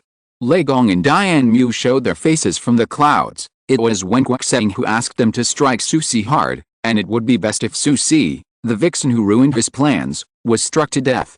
Su Qingni's eyes were filled with tears. Why did Wen Guoxing treat her like this? Doesn't Wen Guoxing care about the love between husband and wife at all? Wen Guoxing, you have been planning for Jezidjin to marry you from the beginning. How can I still have love for you as a husband and wife? Su Qingni, you are so heartless. Wen Guoxing, immortals don't need feelings. Otherwise, the Queen Mother would not have separated the couple, leaving the cowherd and the weaver girl to look at each other across the Milky Way. Su Qingni, don't you like me at all? I am so beautiful. Wen Guoxing, there are many beautiful fairies in the heaven, and you are only second-rate in the heaven. Su Qingni was hit hard and vomited blood. He had no more strength to resist the thunder tribulation. He was struck by the thunder tribulation and was left with only half a breath. Seeing that the last thunder was about to strike, Su Qingni was about to be struck to death, and one hand blocked the thunder tribulation. The heaven seemed to be very afraid of the owner of this hand, and quickly slipped away, leaving Lei Gong, Dian Mu and Wen Guoxing looking at each other. It seems that a big man saved Su Qingni at the last moment. They certainly can't afford to offend the big man who even the heaven is afraid of, so go back. They will have nothing to do with Su Qingni in the future. Do you think you are afraid that the big man will help Su Qingni to avenge them? Haha, if the big man really cares about Su Qingni so much, he would not have taken action at the last moment. Although Su Qingni did not die, her cultivation was completely wasted and she had degenerated into her original form. She didn't know whether she could cultivate again in this life. It seems that the boss just has good intentions and doesn't want people to die in front of him, and he doesn't care about Su Qingni. The boss in the eyes of this immortal is naturally Su Qingni. She carried Su Qingni back to Qingqiu and handed Su Qingni to the care of Su's parents. Seeing their best daughter become like this, Su's parents couldn't believe it. They thought Su Qingni was framed by someone and wanted to avenge their daughter. Su Qingni pulled them and told them about Su Qingni's experience over the years. Fourth sister took a shortcut to become an immortal. From the moment she started to plot against Jezidjin, her fate was doomed. And third sister, her fate is probably worse than fourth sister. Su Qingni said. At least Su Qingni's dancing is still good, her mind is still there, and she can still practice. If she works hard, she can transform into a human again in her lifetime and increase her lifespan. But Su San is not so lucky. It is inevitable that she will die after stealing the dragon's energy. Su Qingni could protect her from being torn apart, but her body would definitely be ruined. She would eventually degenerate into an unintelligent little fox who didn't know how to practice and would die in a few years. But this was not the end. After death, she would have to accept various punishments in hell and then reincarnate. And she would not be reborn into a good one. She would be reborn as an animal for 10,000 years. Both Su's father and mother turned pale. They never thought that their two daughters were so bold. Every fox in Qingqiu remembered the lesson of Su Daji, the nine-tailed fox. They had also heard about the nine-tailed fox and were warned by the elders. How could they run to participate in the struggle for imperial power and seduce the king like Su Daji? They thought that as long as they didn't make King Zhou incompetent and persecute ministers and people like Su Daji, causing chaos in the world and overthrowing the Shang dynasty, they wouldn't have too much sin. It was too beautiful. Any goblin who dared to take the idea of fighting for the country and the dragon's energy would be targeted by the heaven. The way of heaven will not allow what happened to Su Daji to happen again, otherwise there would not have been no nine-tailed foxes born in Qingqiu for thousands of years. But the two daughters did this. Did they want to implicate Qingqiu again? Compared with the whole Qingqiu and the two daughters, Su's father and mother chose Qingqiu. Although the daughters are their own, they are unlucky and the two are very sad, but they both deserve it, and Qingqiu is the home of all foxes, they can't let Qingqiu have any mishaps. Su's mother immediately said, I will go to the elder. This matter must be reported to the elder so that Qingqiu can be prepared, and Qingqiu must not be implicated by the two evil daughters. Don't worry. Su Qingni held Su's mother, God will not blame Qingqiu for what the third and fourth sisters did. How do you know Qingqiu will not be blamed? Su's father asked. Su Qingni, if God blames Qingqiu, the first to be unlucky will be the 8th brother and the 10th brother. Do you see any signs of bad luck for them? Chapter 639 Fox Fairy 16. Su's father and mother rarely see their two sons now, but because the two are now the most important nine-tailed foxes in Qingqiu, if something happens to them, it will definitely be known to the whole of Qingqiu. Now Qingqiu is quiet and peaceful, indicating that the two sons are safe and sound, and there are no accidents. Su's father and mother breathed a sigh of relief. Su's father said, we still have to tell the elders about Xiao-san and Xiao-si. Su Qingni nodded, tell the elders not to worry. Su's father and mother sighed. It was impossible not to worry.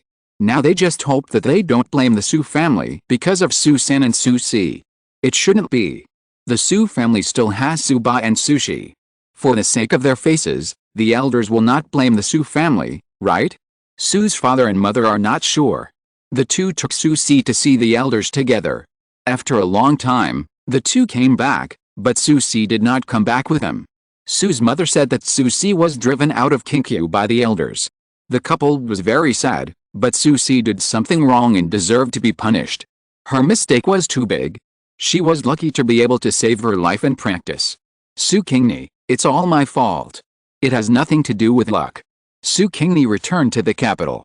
Now there are many more human monks on the streets of the capital, and the atmosphere in the capital is very tense. The ministers learned from the monks that the dragon energy was stolen by the evil spirits. They were very panicked and wrote to the new emperor to quickly deal with the evil spirit queen. Yes, the evil spirit queen. After the monks learned about what had happened in the capital in recent years, they determined that Queen Su-san was a monster. The court officials thought it was true. If it weren't for the evil spirits, how could the original third prince's wife go crazy? How did the other women in the third prince's backyard die? How did those noble ladies who were interested in the third prince's wife end up in trouble one by one? How could a common woman with unknown origins become the third prince's wife, and then become the queen, and be favored by the emperor? If this is not a vixen, what else can it be? The emperor received these memorials and was very angry, so he suppressed them. However, God would not allow him to protect the demon queen. Various disasters occurred frequently in the world. Today, this place was flooded, and tomorrow there was drought and no rain. The monks and court officials attributed the cause of the disaster to the demon queen, and the emperor sneered at this. Did natural disasters often happen when his father was still alive? Every time a disaster occurred, the court officials asked his father to issue an edict of guilt. He was used to this routine. However, when the earthquake occurred in the capital, the emperor was afraid. When life is threatened, people will throw out all possible factors that threaten their safety. The emperor told Su-san that he had no choice and asked Su-san to understand him. It would be strange if Su-san would understand. When she heard that the emperor was going to push her out, Su-san panicked and hated. Without the title of queen and abandoned by the emperor, she no longer had the dragon energy to protect her body, and the only end waiting for her was a broken soul. How could Su-san be willing? She begged the emperor not to abandon her. But men, for power and for their own safety, will sacrifice women without mercy. Su-san was desperate and resentful. Well, since you don't care about our old friendship, don't blame me. I will kill you before I die and tear up your soul, so that you will be as shattered as me and unable to reincarnate. Su-san no longer pretended to be weak. Her two hands turned into claws and grabbed the emperor's neck. The emperor was almost scared crazy. Although he pushed Su-san out to take the blame, he didn't think Su-san was a monster in his heart. He just wanted to find a scapegoat to take the blame. But everything in front of him proved that what the court officials and monks said was true. Su-san was really a monster. He married a monster as his wife and made a monster his queen. That's why the dragon energy was stolen and disasters happened frequently in the world. Monster, monster. Help me! The emperor screamed. The monster claws that stretched out in front of him were blocked by the long sword. The guards in the palace were still a little useful. Although Su San was very powerful, she was now without the protection of dragon energy. Her demonic power was greatly suppressed in the palace, and the guards were recognized by the dragon energy. As the dragon energy rose and fell, Su San was no match for so many palace guards. Su San could not get close to the emperor. As time dragged on, the monks outside the palace got the news and got the emperor's permission to enter the palace to eliminate the demon. Su San was no match for so many people, so she had to choose to escape. The monks chased after her, determined to kill this evildoer who had caused chaos in the palace and the world. Some of the monks did not have such a sense of justice. They chased Su San for her demon pill. The demon pill formed by a powerful demon was very valuable. Maybe there was still dragon energy in the demon pill, which was even more valuable. Su San tried her best to escape. At this time, she did not know that the most dangerous thing for her life was not the monks behind her, but the backlash of the dragon energy. Su San was very fast. She desperately got rid of the people chasing her and escaped from the capital. After leaving the city gate, Su San breathed a sigh of relief, and suddenly, a mouthful of blood spurted out. Su San trembled all over, fell to the ground, and turned into his original form. The giant dragon in the sky above the capital roared and attacked Su San.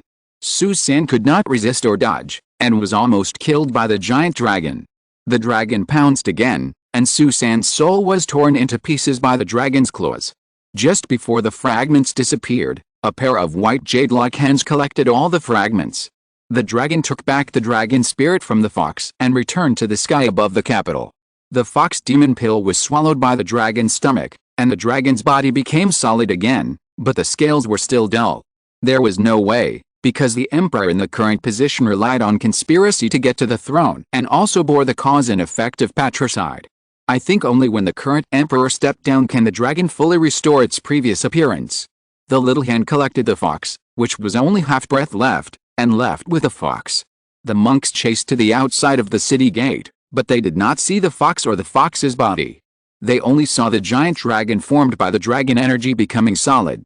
They thought that the dragon energy backfired and killed the fox, causing the fox to dissipate between heaven and earth, leaving nothing behind. Most monks were happy that the monster was destroyed, the dragon energy was restored, and the natural disasters everywhere should also disappear. They were also considered to have done great deeds. Only those monks who coveted the demon pill thought it was a pity. The monster was eliminated, and the monks left the capital one after another. As for the follow-up, it was not their responsibility. The capital did not settle down because the monster was eliminated and the monks left. Instead, it became more chaotic. Several princes of the previous empire joined forces with many court officials to force the palace and drove the third prince off the stage. After a lot of fighting, the fourth son of the previous emperor finally ascended the throne.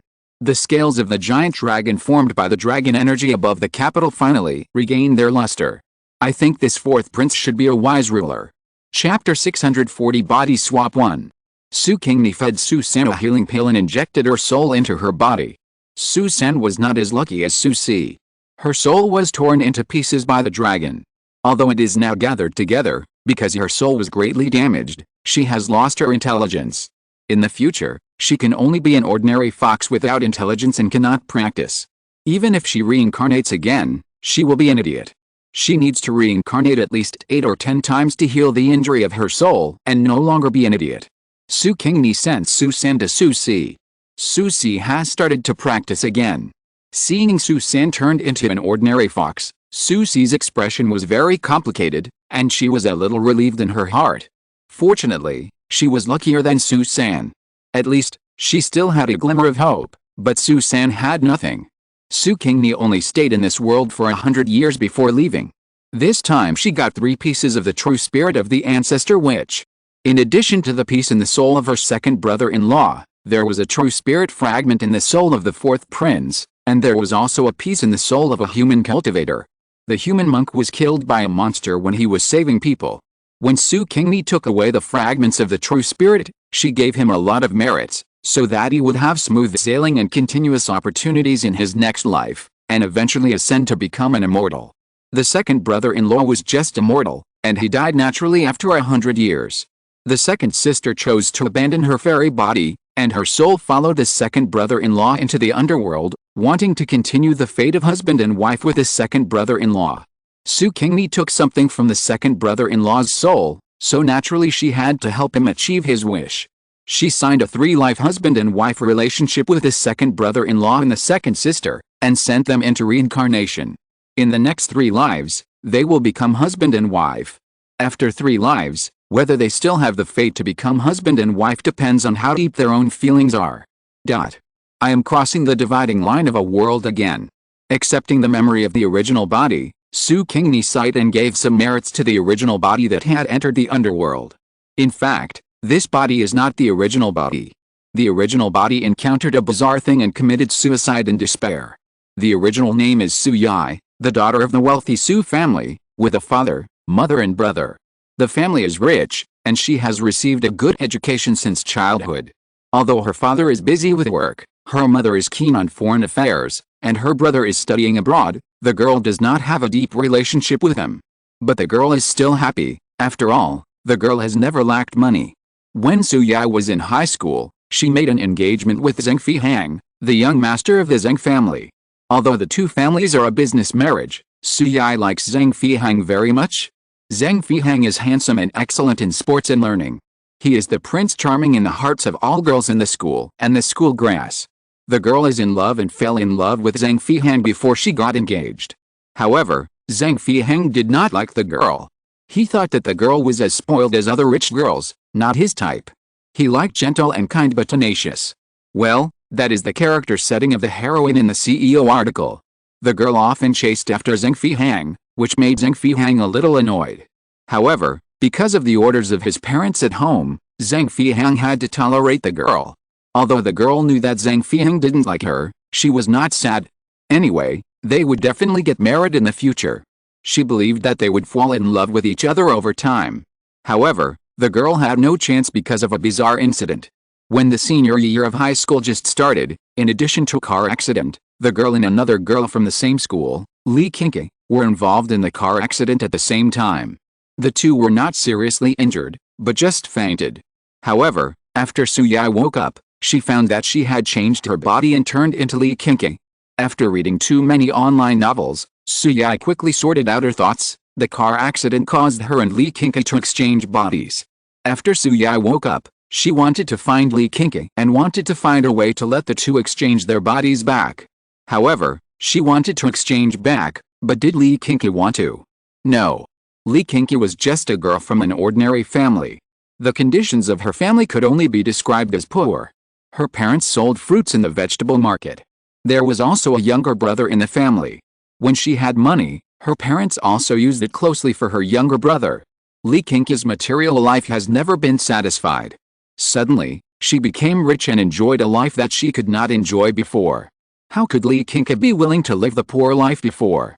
Li Qingni did not see Su Yi at all, and told people around her that Su Yi was a lunatic and had delusions, and drove Su Yi away. Su Yi could only go to Su's father and mother, but Su's father and mother did not believe what she said, and drove her away as well. Su Yi went to Zheng Fihang again. Zheng Fihang believed it, but still drove her away. Because Li Qingni's personality is exactly what Zheng Fihang likes, Zheng Fihang likes such girls who come from poor families but do not succumb to life. Now such a girl has a beautiful appearance and a good family background, and he has an engagement with her. Zheng Fihang is unwilling to let Li Qingni and Su Yi exchange bodies. He secretly bribed Li Qingni's family and gave them 1 million yuan to send Su Yi to a mental hospital. The Li family originally favored boys over girls. Now that they had 1 million, they naturally did as they were told and sent Su Yi to a mental hospital. Zheng Fihang bribed the doctors in the mental hospital, making Su Yi's life in the mental hospital worse than death. Su Yi had been pampered for the past 18 years and had never suffered such inhuman torture. In despair, she chose to commit suicide. Su Qingni easily left a mental hospital. Before leaving, she found the doctor who had received benefits from Zheng Fihang and used hypnosis. There would be one more patient in the mental hospital tomorrow. After leaving the mental hospital, Su Qingni went to the Li family. Su Qingni would not leave the money that the Li family got for selling out Su Yi to them. Su Qingni easily sneaked into the Li family and found that the Li couple had not slept yet and were lying on the bed talking. Su Qingni hid in the dark and heard the two talking about Li Qingqi. It turned out that Li Qingqi also secretly gave them money to deal with Su Yi. Li Qingqi naturally didn't want to recognize her original parents, but her habits and little movements were seen by the Li couple. They couldn't help but doubt Su Yi's words and suspected that Li Qingqi and Su Yi really exchanged bodies. After coming to this conclusion, the couple was dissatisfied with Li Qingqi. The dead girl actually ran away to enjoy herself, and didn't care about her parents and brother. What kind of words are these? 100,000 yuan is to send beggars? And this 100,000 yuan is not Li Qingqi's filial piety to them, but a reward for them to harm others. How can this be?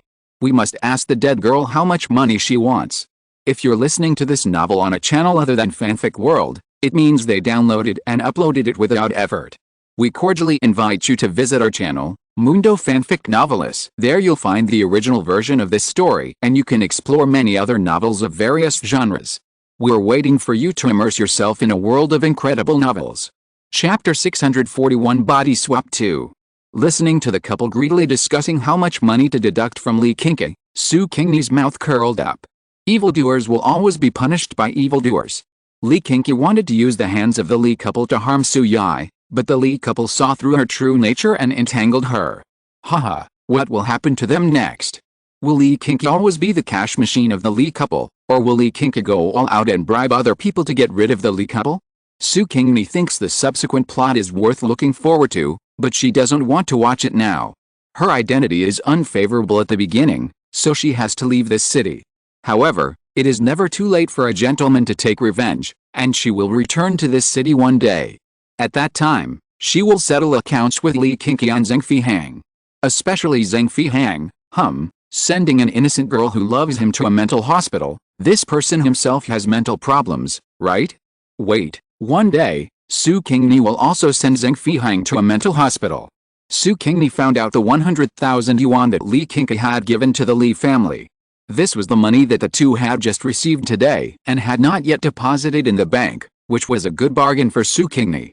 Su Qingni took the school bag that originally belonged to Li Qingqi, emptied out everything inside, and put the 100,000 yuan in it. Su Qingni picked up Li's father's mobile phone again. This kind of popular smartphone was not difficult for Su Qingni at all. Su Qingni quickly unlocked the phone password, entered Li's father's bank account, transferred all the 1 million yuan on it, and deposited it into the account of the Youth Development Foundation. After doing all this, Su Qingni left the Li family. From Su Yi's memory, Su Qingni found an internet cafe that was open 24 hours a day near a high school. Su Qingni readily threw 300 yuan to the network administrator. The network administrator did not let Su Qingni take out her ID card, but opened a computer for Su Qingni. Hacker technology was activated.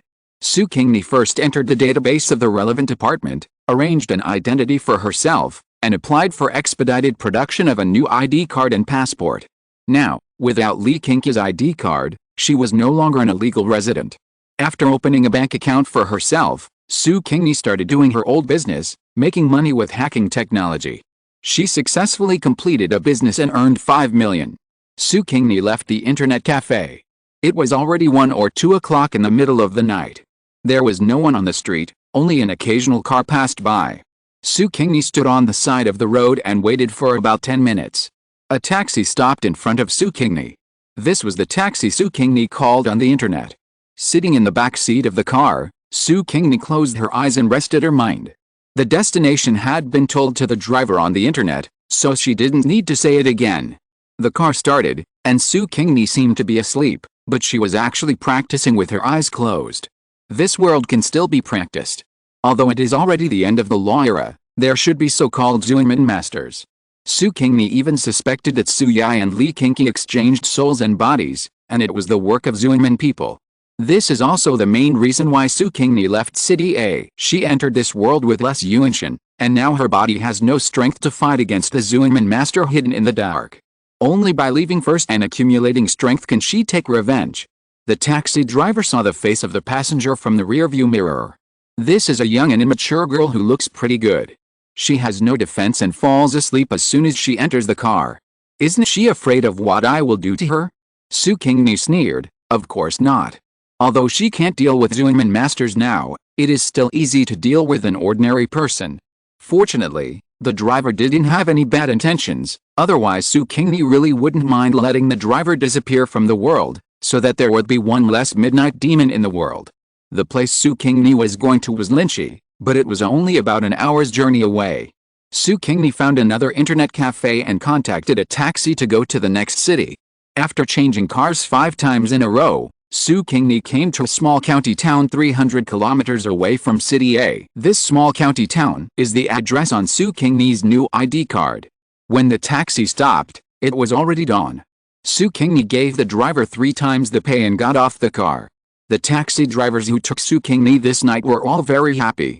The pay for driving at night was much higher than that during the day. The passengers were generous and gave them 3 times the pay, which was enough for their income for a week. Su Qingni looked at a shop selling mutton rice noodles, went in and ordered a pound of mutton rice noodles and a white flour pancake for breakfast. The mutton soup tasted good, with chili peppers, and after a bowl of it, the whole body was warm, driving away the cold of the night. After breakfast, Su Qingni walked around this small county town. Although it was called a small county town, it was not small. At a glance, there were tall buildings everywhere. There were also many cars on the street, many of which were private cars, which showed that there were many rich people in this county town. It was a good place, but Su Qingni did not think about staying. She had already decided to go abroad. She did not want to continue to be a senior high school student and take the college entrance examination, and the actual conditions did not allow it, so she might as well go abroad to get a diploma. Walking along the street for about half an hour, we came to a square. There was a large shopping mall next to the square, which had just opened. Su Qingni walked in and found the counter selling mobile phones. The salesperson was wiping the glass of the counter and saw a little girl coming over. He didn't think the little girl was here to buy a mobile phone, so he didn't greet Su Qingni. Su Qingni didn't care and said directly, "Excuse me, please get me at Apple's latest mobile phone." What? The salesperson was a little confused. This little girl was really here to buy a mobile phone? Or the most expensive mobile phone? Su Qingni patiently said again, "Please get me at Apple's latest mobile phone." "Oh, okay, wait a moment." The salesperson quickly dropped the rag and went to get the phone. If this business can be done, it will be a good start. Selling an Apple mobile phone, she can get a lot of commission. The salesperson quickly took out a mobile phone box, opened the lid of the box, and showed the mobile phone inside to Su Qingni. Su Qingni turned on her phone, took a quick look, and said to the salesperson, "Please give me a ticket." "Okay." The salesperson was so happy. A good start, a good start. Su Qingni took her new phone and bought a SIM card. She found a 3-star hotel and booked a room. Su Qingni said that she had lost her ID card, but she reported her ID card number to the front desk. The front desk found the information on the internet and it matched her, so they booked a room for Su Qingni. Chapter 642 Body Swap 3.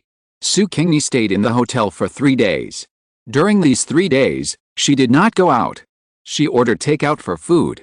She either practiced or used her newly bought Apple computer to surf the internet and use hacking technology to check the news in City A. A patient escaped from the mental hospital. City A was in chaos for a while, and even the police went out to look for Su Qingni. There was also Zheng Fihang. He heard that Su Qingni escaped from the mental hospital, and he offered a reward for Su Qingni's news on the pretext of helping his fiancée find her classmates. Because of this reward, some clues were obtained, and it was known that Su Qingni left City A by taxi. However, Zheng Fihang's people could no longer find her whereabouts. "She is amazing." Zheng Fihang was surprised. He had underestimated Su Yai over the years. He thought Su Yai was a spoiled rich girl who grew up in a pampered family. He didn't expect that when she was forced into a desperate situation, she could burst out with strong action. Where did Su Yai's money come from? Zheng Fihang already knew. It came from the Li family. It is said that the Li family is very unlucky and lost 1.1 million in one fell swoop. The 100,000 yuan in cash was naturally taken away by Su Yai, and the other 1 million yuan could not be taken back by the Li family, no matter what. This Su Yai is a bit interesting. If she had exposed these interesting places before, he would not have felt that she was boring. Zheng Fihang did not continue to pay attention to the situation at the Li family, but he did not know that the Li couple found Li Qingqi, exposed Li Qingqi's identity, and asked Li Qingqi to give them money to support their parents. Lee Qingni knew the character of the Lee family's parents and was afraid that if she did not give them money, they would expose her identity regardless of anything. In addition, she had been living under the oppression of her parents for more than 10 years. Lee Qingni was afraid of the Lee family's parents in her heart, so she was threatened by the two and became the ATM of the Lee family's parents. Fortunately, the Su family is rich, and Su Yai, as the daughter of the Su family, has a lot of money in her hands. Her personal savings alone are tens of millions. Lee Qingni gave the Lee family couple 3 million yuan, and the Lee family couple used the 3 million yuan to buy a new house and a shop.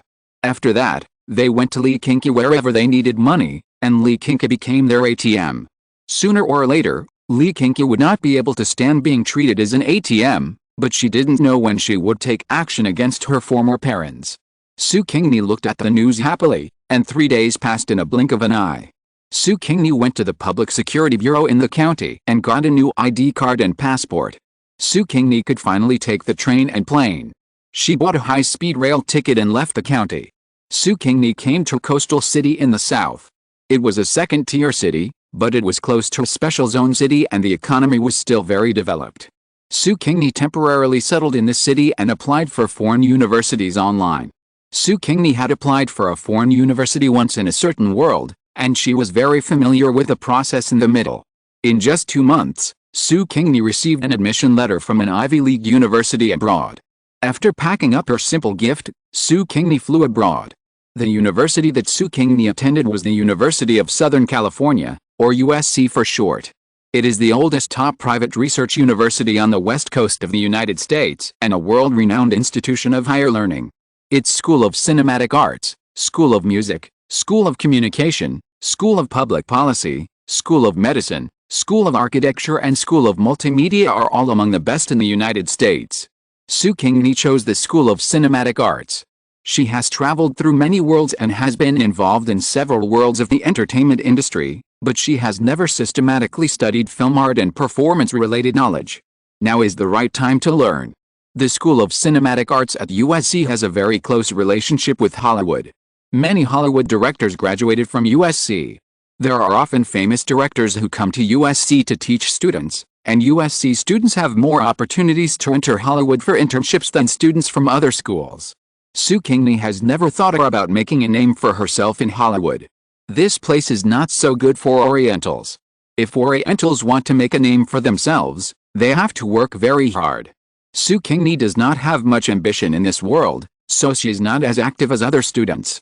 But when luck comes, even if Su Qingni is not active, she will make a name for herself if she is hit by a pie. The final assignment that Su Qingni submitted was seen by the professor's old friend, Director Steven, the most famous director in Hollywood. After all, he had been in the entertainment industry in several worlds and had seen too many movies. Even if he was more attentive to the final assignment, the finished product was still amazing. The visual sense and rhythm of his work were stronger than those of many Hollywood directors. Director Steven felt that he had discovered a genius and invited Su Qingni to be his assistant. He was about to shoot a science fiction blockbuster. Su Qingni didn't want to agree, but the professor told her that if she worked as Director Steven's assistant, she could get more credits. So Su Qingni became a hard-working little bee on the set of Director Steven's new film. The new film shot by Director Steven is somewhat similar to Star Wars. Su Qingni, who once served as the Supreme Commander of the Galactic Alliance in a world, gave Director Steven a lot of advice on star battles and weapon appearance. Director Steven was very happy and felt that he had made the right choice in choosing this assistant director. During the filming process, he often called Su Qingni to his side to instruct her on the directing techniques.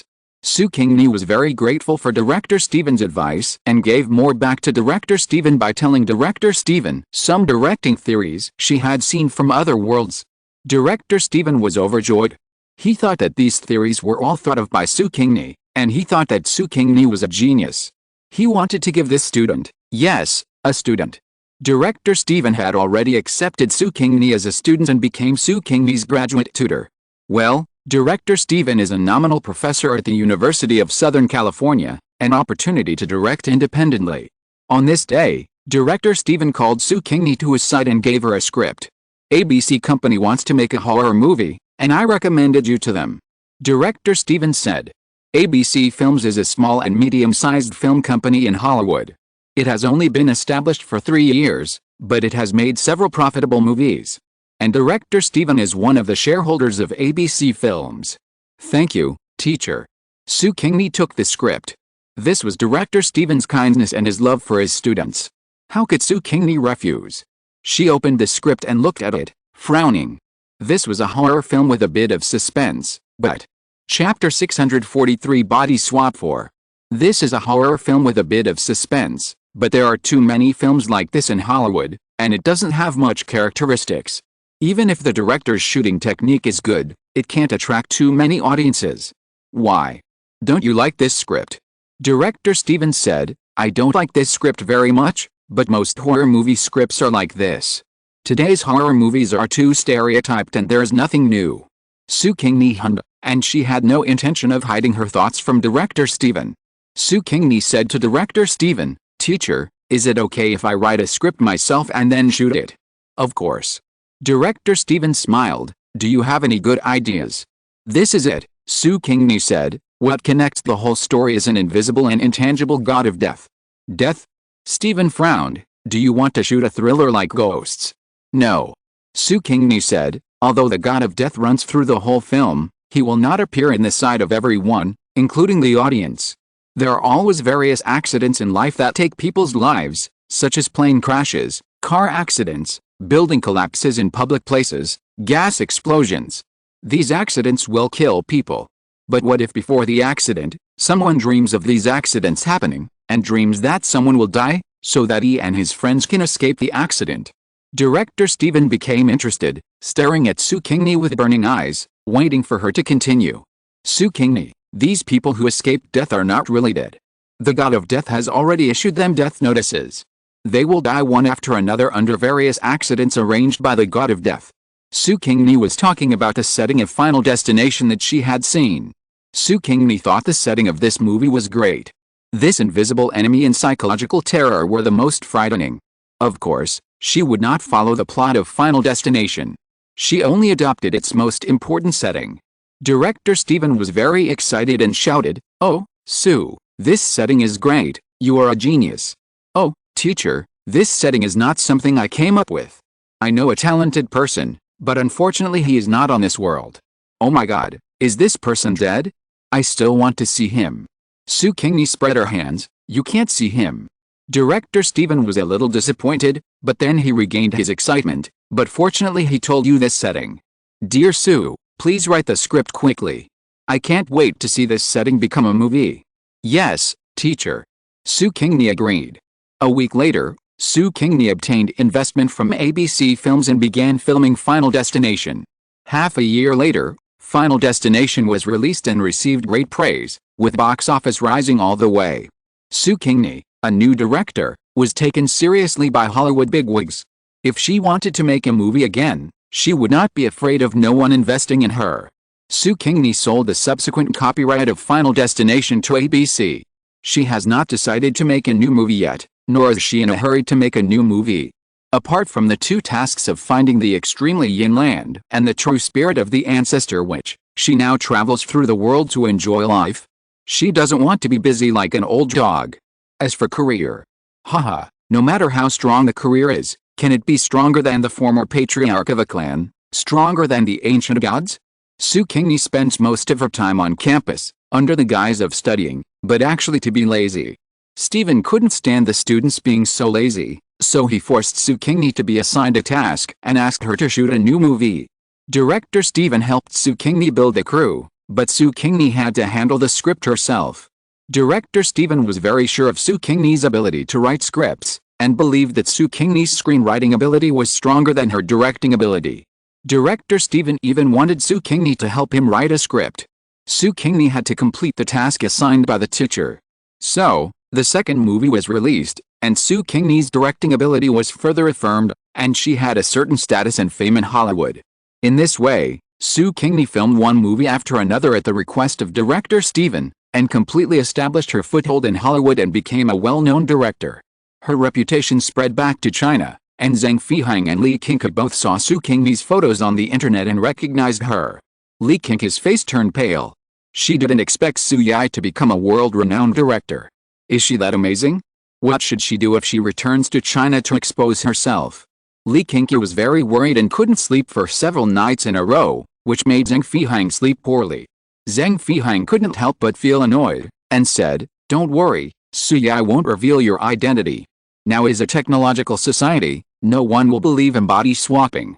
Even the existence of ghosts is denied by modern people." Li Qingqi suddenly raised her head and looked at Zheng Fihang, with a look of horror and disbelief. You know about me and Suyai." Zheng Fihang snorted. "Suyai came to see me, but I drove her away and asked the Li couple to send Suyai to a mental hospital. Then do you believe her words? Of course. You and Suyai are too different. It's only because the Su couple are busy with work and socializing, and they don't spend much time with Suyai, that they didn't find that their daughter's inner core was swapped." Zheng Fihang said. "But you found out."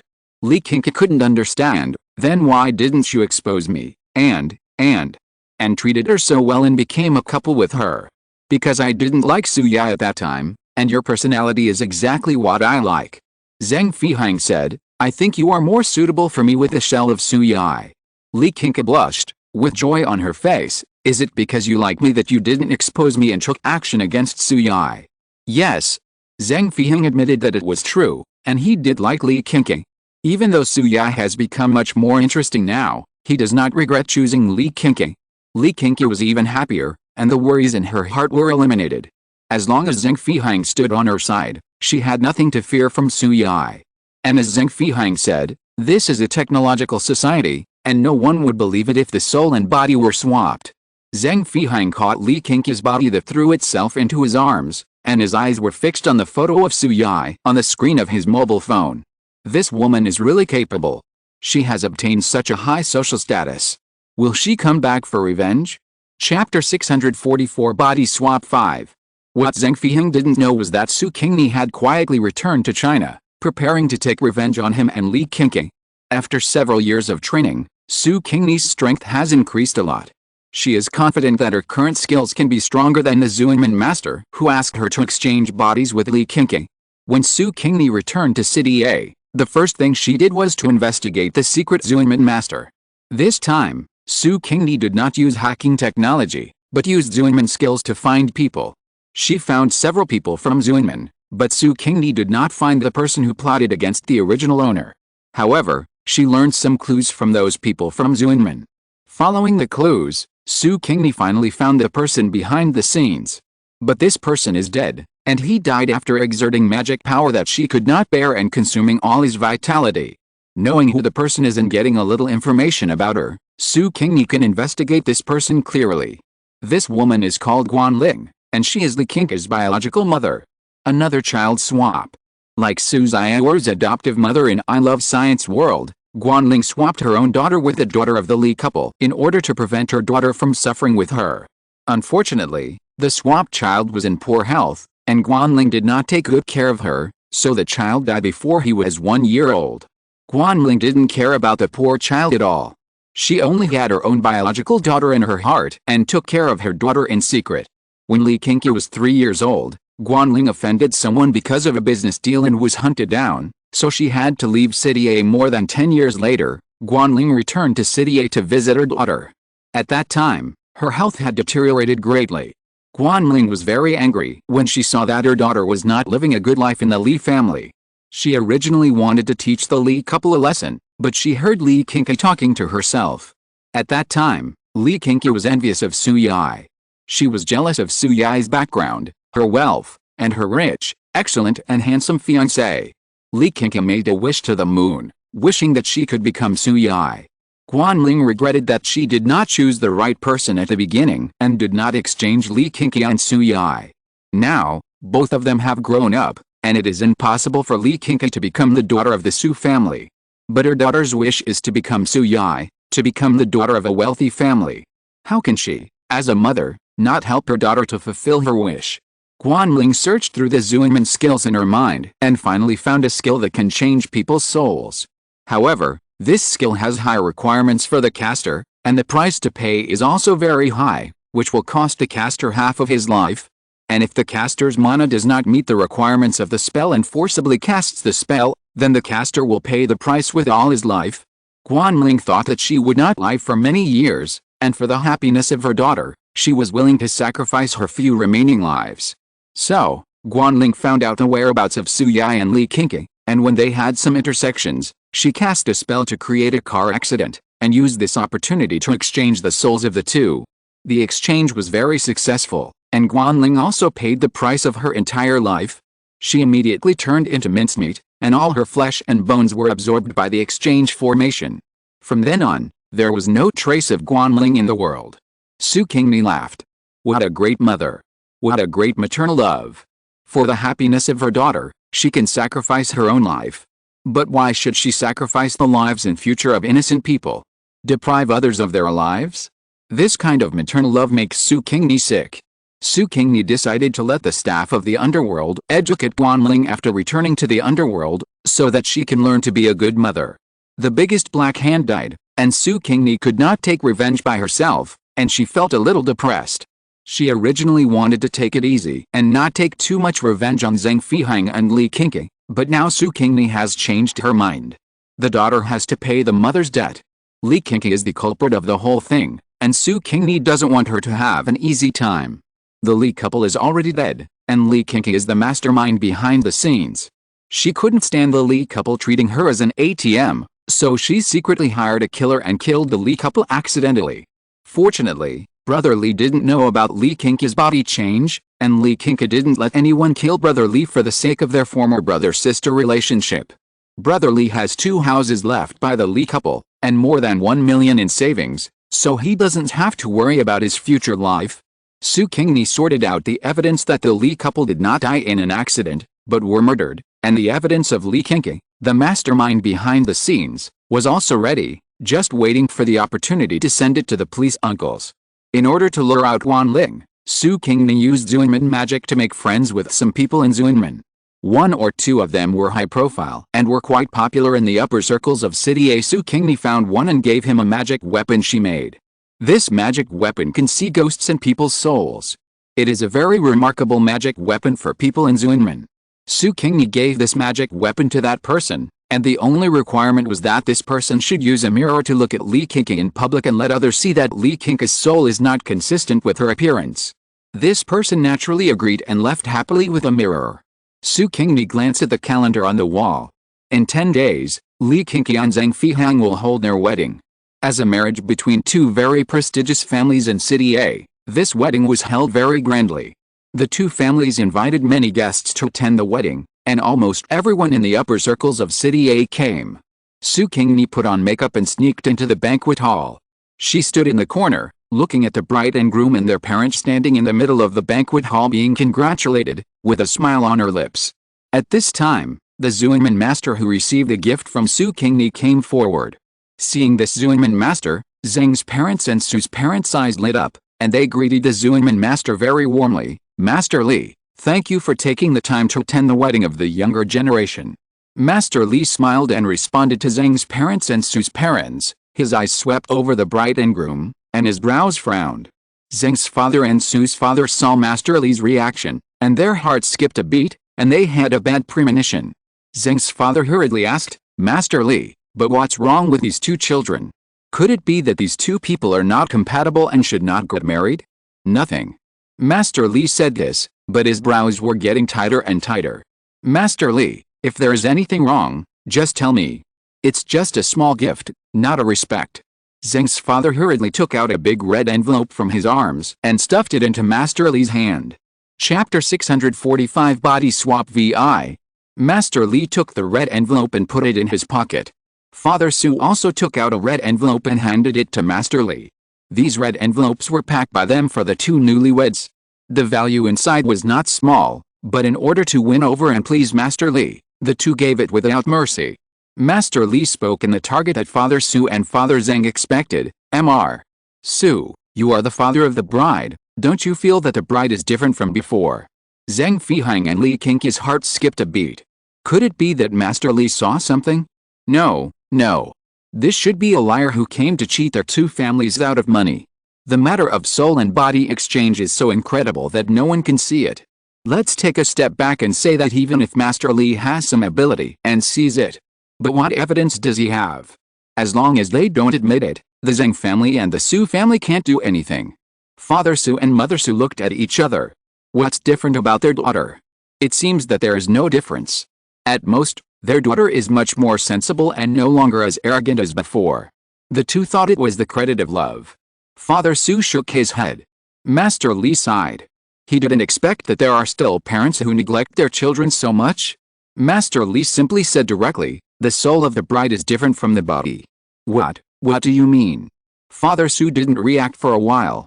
Mother Su believed in ghosts and gods more, and understood at once. You said my daughter was possessed by a ghost. Zheng Fihang and Li Qingqi's faces turned pale. This Master Li is quite capable. He actually saw it. Zheng Fihang forced himself to calm down, pretended to be angry, and said angrily, what nonsense are you talking about, old man? What ghost possession? I think you are possessed by a ghost. You are here to ruin my wedding with Yihi and mess up the scene, right? Tell me, who bribed you? Although he was shocked by Master Li's words and didn't believe Master Li's words for the first time, Zheng's father still scolded Zheng Fihang and asked him to apologize to Master Li. Master Li is really capable, and Zheng's father doesn't want to offend such a master of Zuanmen. You have to know that the methods of Zuanmen are weird and unpredictable. If you offend someone, who knows how they will retaliate against their family. They can't defend themselves. Zheng Fihang said angrily, you want me to apologize to such a liar? Many guests had been attracted by the noise here and gathered to watch the fun. Master Li was satisfied when he saw that many people had gathered around him. He took out a magic weapon from his arms and said loudly, many people here know whether I am a liar better than Master Zheng. I also want to remind you two families and Master Zheng with good intentions. You should know that ghosts absorb human essence. Master Zheng sleeps with ghosts for a long time. His essence is sucked out and he will die. Zheng Fihang's heart jumped. Could it be that Li Qingqi really sucked her essence? Shouldn't she? After all, she is indeed a ghost. Moreover, after he lived with Li Qingqi, he was a little tired at work every day. That was because you did too much exercise. Could it be that his essence was really sucked away by Li Qingqi? Zheng Fihang couldn't help but move 2 steps to the side to distance himself from Li Qingqi. This move hit Li Qingqi hard. She was afraid and hated Master Li. She said to him boldly, don't talk nonsense and slander me. Today is a technological society. Ghosts and gods don't exist at all. Don't play tricks on people. Master Li sneered and said, you know best whether I am playing tricks on people. Do you think that if you don't admit it, I can't prove that you are not possessed by an evil ghost? Master Li raised the mirror in his hand and said, this is the magic weapon of my sect, the yin-yang reflection mirror. This mirror can reflect ghosts and gods, and can also reflect human souls. I will use the mirror to reflect you and let everyone see what you, the evil ghost, look like. Li Qingqi took a step back in fear and wanted to escape, but people gathered around her and she couldn't escape at all. Everyone looked at Master Li with great interest and asked him to show the power of the magic weapon quickly. Zuanmen magic weapon, which can reflect ghosts and souls, is really curious. Master Li bit his left middle finger, squeezed out a drop of blood and dripped it into the center of the mirror. He recited the magic formula and sent magic power into the mirror. Everyone looked at Master Li's forehead, sweat beads oozed out, and he seemed to be struggling. Finally, a circle of ripples appeared on the mirror. Master Li raised the mirror, but he didn't shine it towards Li Qingqi, but towards Zheng Fihang. Zheng Fihang was shocked. Why did this person shine on him? But he didn't feel any discomfort. Could Master Li be deliberately making things mysterious? But he heard Master Li say, please look inside the mirror. The mirror is not big, and the mirror surface is even smaller, but the mirror surface is very clear. The picture inside can be seen even from a few meters away. Everyone stretched their heads to look at the mirror, and the Zheng family and the Li family who were closest could see it clearly. Only the image of Zheng Fihang was clearly reflected in the mirror, wearing today's groom suit. But next to Zheng Fihang, there was another Zheng Fihang, who looked exactly the same, but was dressed differently. He was wearing Zheng Fihang's favorite set of pajamas. Master Li pointed to the image of Zheng Fihang wearing the groom's gift and said, this is the appearance of Master Zheng. He then pointed to the image of Zheng Fihang wearing pajamas and said, this is the soul of Master Zheng. Did you see it? This magic weapon can really reflect a person's soul. Everyone nodded, but some people did not believe it, thinking that this simple-looking mirror was actually just a high-tech product. However, the young people were thinking about it. Their parents and grandparents believed in Master Li's ability. The young people did not dare to speak out their doubts, but only muttered in their hearts. Master Li moved the mirror towards Li Qingni. In Li Qingni's terrified and evasive eyes, two different images appeared on the mirror. One was the image of the bride, and the other was the image of a woman completely different from the bride. Who is this person? Su's mother pointed to the image that was different from her daughter and asked. Master Li, of course it is the original appearance of the evil spirit in Miss Su's body. Is it really the evil spirit that has taken over my daughter's body? Su's mother was horrified. Brother Su was one of those people who thought that Master Li's mirror was a high-tech product. He didn't believe that his sister was possessed by a ghost, so he stepped forward and said, Master Li, can you let me see your magic weapon? Master Li looked at Brother Su and knew that he didn't believe him and wanted to verify the authenticity of the mirror. He handed the mirror to Brother Su and asked him to check it. Brother Su took the mirror and looked at it over and over again. He found that it was just an ancient bronze mirror. The mirror surface was made of copper, not glass. Chapter 646 Body Swap 7. You should know that the reflection of a person in a bronze mirror is very blurry, and the clarity cannot be compared with that of a glass mirror. However, the image reflected by this mirror is clearer than that of a glass mirror, which is somewhat magical. Brother Su pointed the mirror at himself. There were still two images in the mirror, one of him in a suit, and the other of him with dark eyes and a otaku look. Brother Su was silent. This mirror can really reflect the essence of a person. After so many years abroad, isn't he just an otaku? Brother Su returned the mirror to Master Li, turned to look at Li Qingni, and said, Do you want to say it yourself, or should we ask Master Li to search your soul? Master Li's mouth twitched when he heard it. How many young people have been misled by online novels nowadays? Li Qingni also reads online novels, so she naturally knows about soul searching.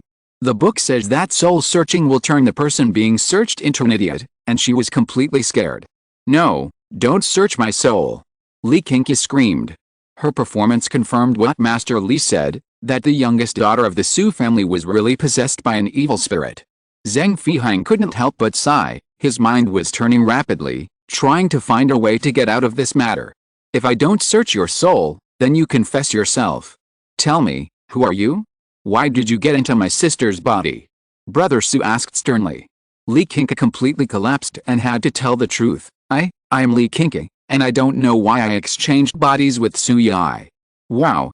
What a big gossip. What a bizarre thing. The soul and body were actually exchanged. If Master Li hadn't discovered that Li Qingni's soul and Su Yi's body were not compatible, wouldn't Li Qingni have to live her life in Su Yi's place, enjoy a comfortable and wealthy life, and occupy Su Yi's life? You evil ghost. Su's mother was so angry that she slapped Li Qingni and shouted, Where is my daughter? Where did you take my daughter? Li Qingni cried, I don't know, she escaped from the mental hospital and disappeared. Su's mother was about to fall, her own daughter was actually sent to a mental hospital.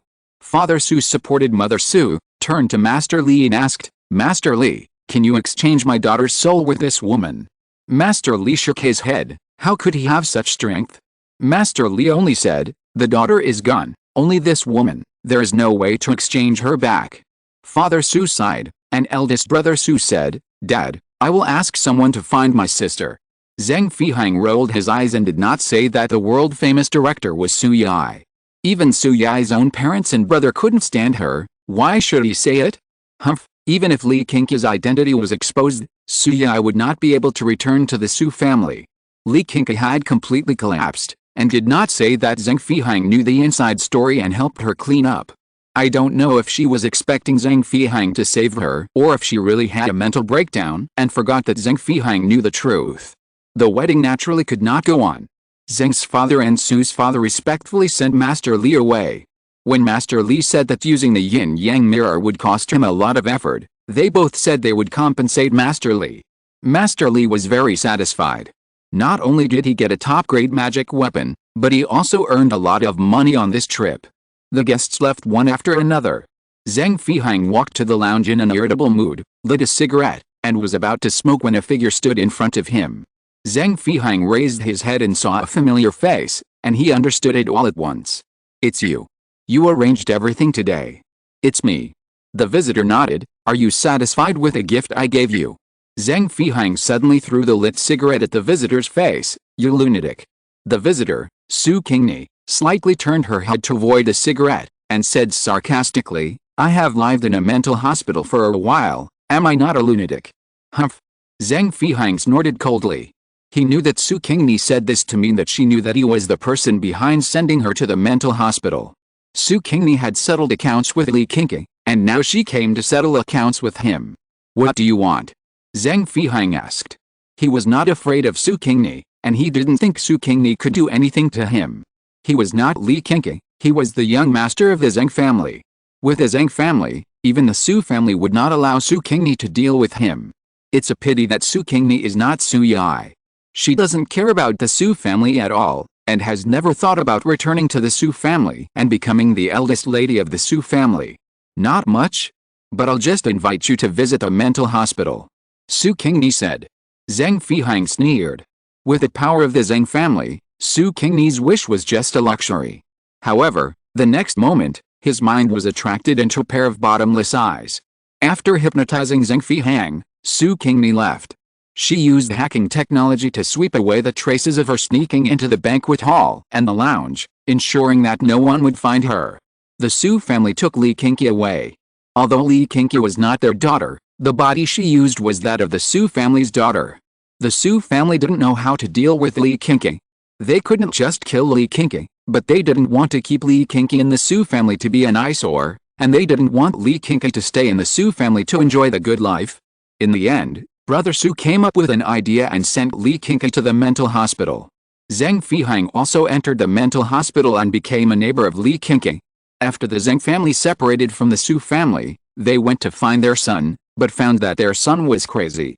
The Zhang family's parents suspected that their son was also possessed by evil spirits, so they asked Master Li to help them see the situation. Master Li used the yin-yang mirror to show that Zhang Feihang was not possessed by evil spirits, and his soul and body were consistent. He was really crazy, not caused by ghosts. Zhang's parents had no choice but to send Zhang Feihang to a mental hospital. Unlike the Su family who sent Li Qingqi to a mental hospital to torture her, Zhang's parents sent their son to a mental hospital in the hope that the doctors there could cure Zhang Feihang. Although they had another son, they put the most effort into Zhang Feihang, their eldest son. Su Qingni's hypnosis lasted for half a year. After half a year, Zhang Feihang returned to normal and came out of the mental hospital. But this experience was a big blow to him. People in the upper circle knew that he had been in a mental hospital. No one wanted to be friends with him anymore, let alone cooperate with him, for fear that he would get sick again during the cooperation and affect the business. No woman was willing to marry Zhang Feihang. Women who used to admire Zhang Feihang now avoided him like rabbits when they saw him from a distance, for fear of getting too close to him. Chapter 647 Transition. Like everyone else, Zhang's parents were also afraid that their eldest son would suffer another illness and drag down their company. In the end, Zhang's parents gave up their eldest son as the heir and handed the company to their youngest son, leaving only shares to the eldest son so that he could be a rich and idle person in the future. Zhang Feihang didn't have the face to stay in City A, so he chose to go abroad. However, because Su Qingni was in the United States, Zhang Feihang was afraid of Su Qingni, so he did not choose to go to the United States, but went to Europe and never returned to China in his life. The Su family never found their daughter, so they did not take Li Qingqi out of the mental hospital, and Li Qingqi stayed in the mental hospital for the rest of her life. Su Qingni continued to hang around in Hollywood and eventually became a world-class director. I am the dividing line back to the Lich world. As soon as Su Qingni came back, she heard good news. Dong Huangtai had awakened. Su Qingni was stunned for a long time before she fully accepted the information, and then she was filled with ecstasy, and she impulsively wanted to go to the Demon Clan's territory to meet that person. However, she stopped as soon as she took a step. How should she face Dong Huangtai? With the same attitude as before as a friend? Su Qingni felt that she could no longer treat Dong Huangtai with this attitude. Once she understood her own feelings, how could she look at Dong Huangtai with the same mentality as before? What would Dong Huangtai think if he didn't have the same feelings towards her and just treated her as an ordinary friend, but found out that he had feelings for him? Would he distance himself from her because of this? Su Qingni was a little scared and hesitant. She actually stayed in her palace for several days without going out. As a result, Baiza came to the door and sent Su Qingni something, saying that Dong Huang asked him to send it. Su Qingni hurriedly asked Baiza with concern, "Is your Dong Huang okay?" Baiza smiled and said, "Thank you for your concern, His Majesty is doing well. But His Majesty is in seclusion now. He asked me to give this thing to your Majesty before he went into seclusion." As he said that, he presented Su Qingni with an exquisitely carved wooden box. Su Qingni waved her hand and the box flew to her hand. "You are going into seclusion so soon? Is there something wrong with your soul?" Baiza said, "Not bad. It's just that your Majesty's true spirit is not complete, and some of it is lost in other worlds.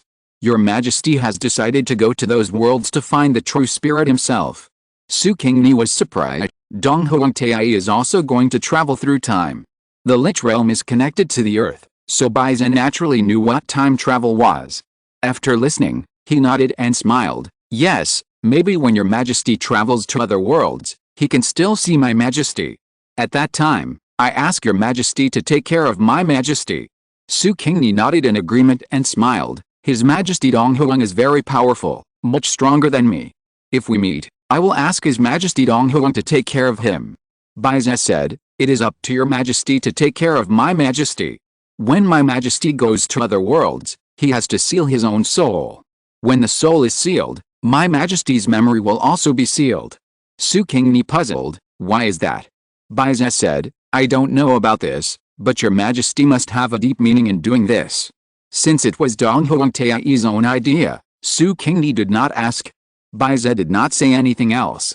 The gift had been delivered to Su Qingni, so he said goodbye and left. Su Qingni looked at the box in her hand for a long time before slowly stretching out her other hand and opening the box. Inside the box was a golden necklace, which looked quite simple and not as gorgeous as other jewelry. However, this is not an ordinary necklace, but a protective magic weapon. I think Dong Huang Tiai knew how dangerous the time and space turbulence was, so he gave her such a protective magic weapon. This thing should not have any special meaning. Su Qingni sighed, feeling a little disappointed. Reaching out to pick up the necklace, Su Qingni put it on her neck. A water mirror condensed in front of her. Su Qingni looked left and right. The more she looked at it, the more she felt that the necklace was beautiful and very suitable for her temperament. In fact, the necklace was just like that. After looking for a long time, Su Qingni broke the water mirror and went to the netherworld. Empress Pingxin was in the underworld at the moment. The card game had been disbanded, and Empress Pingxin returned to the underworld to handle official business. Seeing Su Qingni, Empress Pingxin smiled at her, her eyes circled around her neck, and then looked away. Su Qingni briefly told Empress Pingxin about her experiences in these worlds. Empress Pingxin listened with a smile, followed Su Qingni's comments on some people in these worlds, and promised Su Qingni that she would care for those people. After talking with Empress Pingxin, Su Qingni went to the prehistoric world in the earth. The earth is developing better and better. Needless to say, in terms of technology, they have discovered mental power and applied it to life and battle. Su Qingni went to the earth to learn about the method of cultivating mental power. It was quite good. Although it could not make people cultivate the primordial spirit, strong mental power could affect the body and lifespan. The lifespan of earthlings generally increased by 3 or 4 times. Returning to the Lich world, Su Qingni practiced for a while. Unfortunately, during this period of time, Dong Huang Tiai did not come out of seclusion. Su Qingni sighed, thinking that she would not be able to see Dong Huang Tiai in reality in the short term, so she would travel through time. Maybe if she was lucky, she would really see Dong Huang Tiai in other worlds. I am the dividing line after traveling through time. How many times have I traveled through time to the country of Korea? It seems that the last time I traveled through modern Korea, I was a middle-aged lame man who raised a pair of children. The situation at that time was really bad. The family was extremely poor and his legs were lame.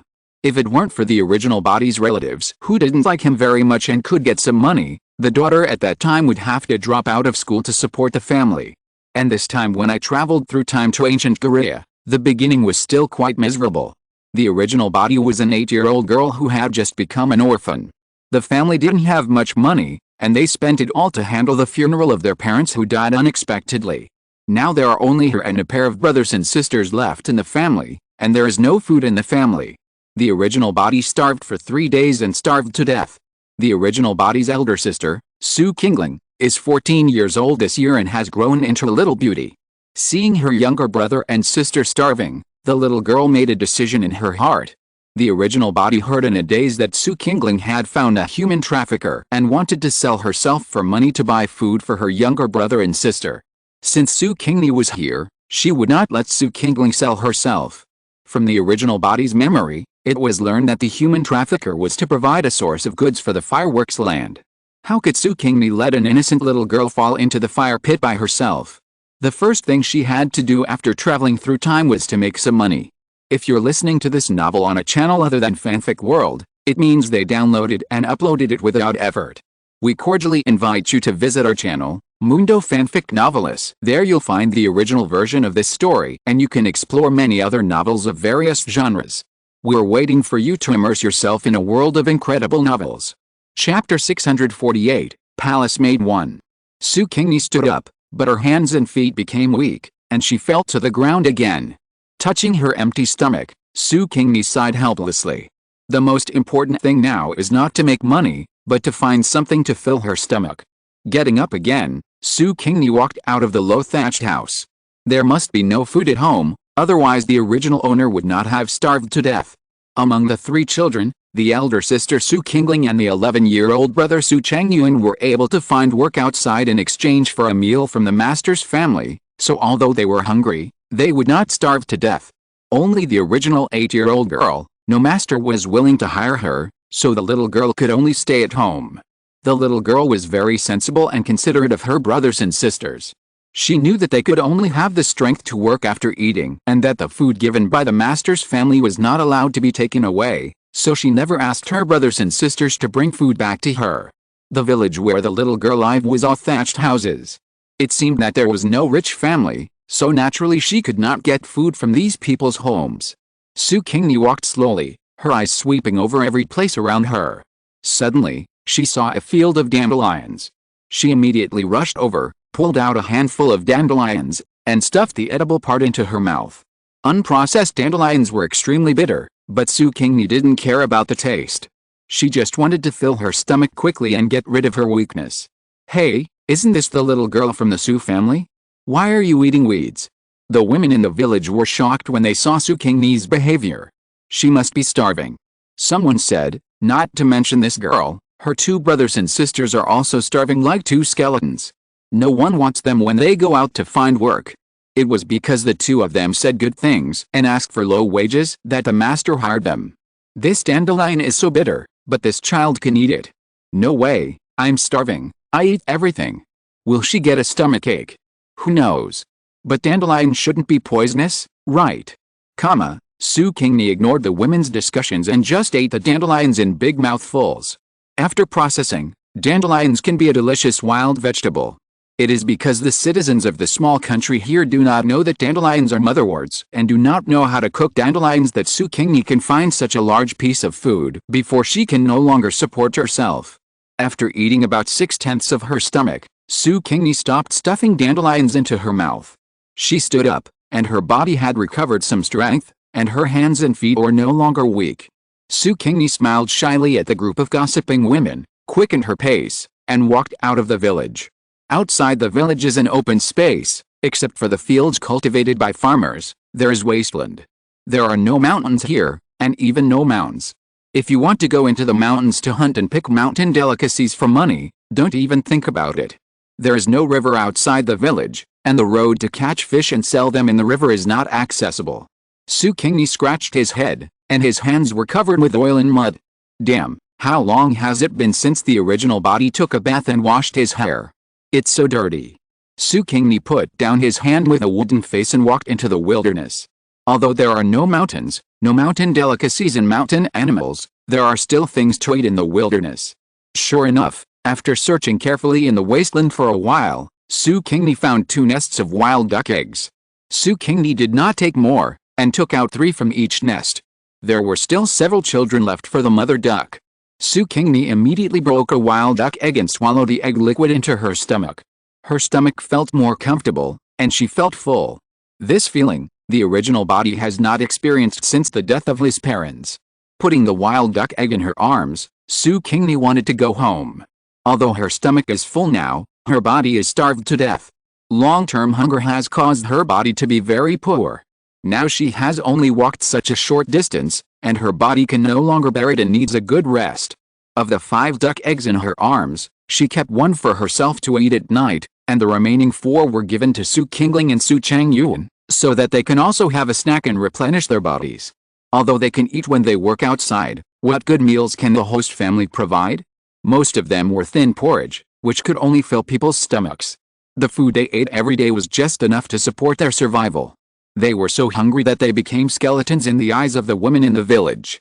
Just after turning around and walking a few steps, suddenly, a rabbit jumped out from the side, making Su Qingni drool for the meat, and then jumped into the bushes on the other side. Su Qingni sucked her saliva, looked straight ahead, and went home. She was unable to catch rabbits now, so she turned a blind eye. Back home, Su Qingni lit the stove. Fortunately, there was still some firewood at home, and there was still water in the water tank, which was brought back by her brother and sister 2 days ago. There was only one well in the village, and everyone went there to fetch water. Most people fetched water once a day, but the Su family was small and the 2 adults were almost never at home during the day, so they didn't use much water, so they only fetched water once every 3 or 4 days. Su Qingni boiled a large pot of water and put 5 wild duck eggs into the pot. When the water boiled, Su Qingni took out the duck eggs and put them aside, then scooped the hot water into a large wooden basin and began to wash her hair and take a bath. There was no shampoo, no soap, and even no soap barrette. Fortunately, Su Qingni picked 2 kinds of wild grass with some cleaning effect and mixed them together to wash her hair. It took 3 basins of water to wash the greasy and dirty hair. All the wild grasses Su Qingni picked were used up before her hair was thoroughly washed. After taking a bath and washing clothes, Su Qingni changed into clean clothes and became a clean girl again. The girl looked very good, with delicate features. She was a beautiful girl, but she was dirty every day, which made people dislike her and ignored her good looks. On the other hand, the girl's sister Su Qingling was already a girl, so she naturally loved cleanliness. She kept herself clean and refreshed every day, and her beautiful appearance could not be hidden. This was also the main reason why Su Qingling had the confidence to sell money to let her younger brothers and sisters live a good life. Su Qingling was confident that her beauty could sell a lot of money, enough for her younger brothers and sisters to live for several years. Just after taking a bath, Su Qingling and Su Qingni came back. Su Qingling was very satisfied to see the clean little sister. A clean little kid is much cuter than a mud monkey. Su Qingni took out 4 boiled wild duck eggs and shared them with Su Qingling and Su Qingni. The 2 were stunned and asked where Su Qingni got the wild duck eggs from. Su Qingni said, "There are wild ducks and other birds in the wasteland. You can find them if you look carefully." You ran to the wasteland. Su Qingling was shocked. "Don't you know there are snakes in the wasteland? If you are bitten, you will die." Chapter 649, Palace Maid 2. The villagers are not stupid. How could they not know that there are bird eggs in the wasteland? It's just that there are poisonous snakes in the wilderness. If you are bitten by one accidentally, it will be fatal. Are you going to die? Su Qingling said angrily. Su Qingni thought to herself, your sister's life is long gone. It's better to go to the wasteland to fight for her life than to starve to death. Sister, I'm not afraid of snakes.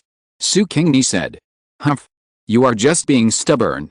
Su Qingling said angrily. You stay at home obediently tomorrow and don't run to the wilderness again.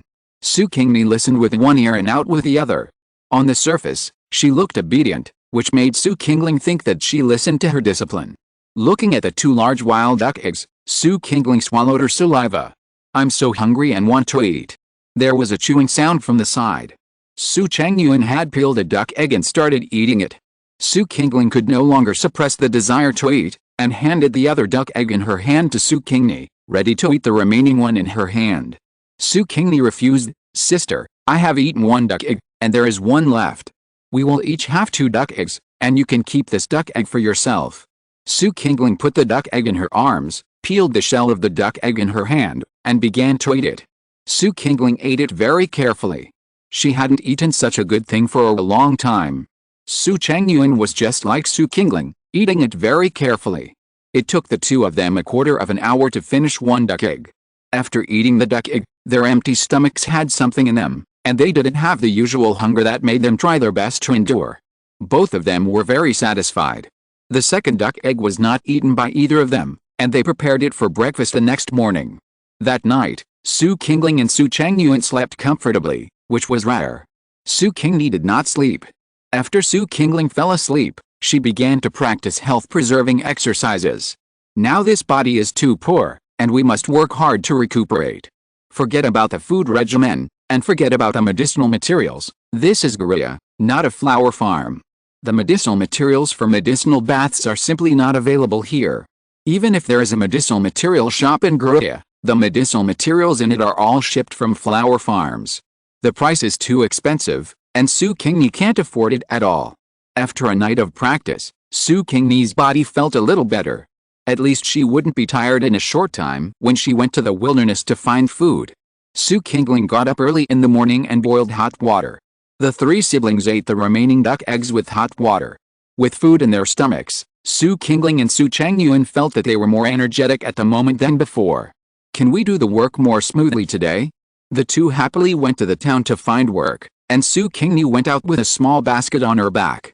When she met the women in the village, she greeted them politely and left the village. There are many wild grasses on the wasteland, most of which are inedible, but the definition of inedible was given by the Koreans. For Su Qingni, who is a flower-growing Chinese, several of those inedible wild grasses are edible. Su Qingni dug out the edible wild vegetables and put them in the basket, and walked into the wasteland. This time, Su Qingni's luck was not as good as yesterday, and she did not find other bird nests. As for the wild duck nest that she visited yesterday, Su Qingni would not visit it again. She had already taken something from someone once, and she could not take it a second time. Suddenly, Su Qingni paused and looked at a place under her feet. Su Qingni's eyes met with a cold gaze. It was a snake as thick as a child's arm, with a triangular head and two long fangs. Su Qingni. Su Qingni is really a crow's mouth. Su Qingni is not afraid of poisonous snakes. Although her body is not very strong now, she has the skills, so it is not difficult to catch a poisonous snake. Even if she can't catch it, she can ensure that she will not be poisoned. Wherever the venomous snake appears, there must be an antidote. Even if she is bitten by a venomous snake, she will be fine. Su Qingni was fearless and acted very steadily. Even though she was not very fast, she still killed the venomous snake with a stone. The venomous snake was more than 1 meter long. After peeling the skin and chopping it into pieces, it weighed at least 3 or 4 pounds. It was cooked into snake soup with wild vegetables, which could feed a family of 3 for 2 or 3 meals. Su Qingni happily threw the venomous snake into the basket, stopped looking for wild duck eggs, and quickened her pace back to her home. When she got home, Su Qingni began to cook the venomous snake, peeling the snake skin, taking out the internal organs, and chopping off the snake head. In order to prevent someone from being poisoned by the fangs on the snake head, Su Qingni dug a pit and buried the snake head and internal organs in the pit. Keep the snake gallbladder and go to the town's medicine shop to ask if the medicine shop accepts snake gallbladder. Cut the snake meat into small pieces and throw it into the pot, add salt, and start stewing. There were no seasonings at home, only salt. There was no wine at all. There was no onion or ginger. However, Su Qingni found a kind of wild onion, also called mountain garlic. It tastes a bit like onion, but it will become hard and difficult to eat after being left for a long time. Locals often use mountain garlic to make soybean paste soup. In addition to mountain garlic, Su Qingni also put another wild vegetable in the snake soup, creeping grass.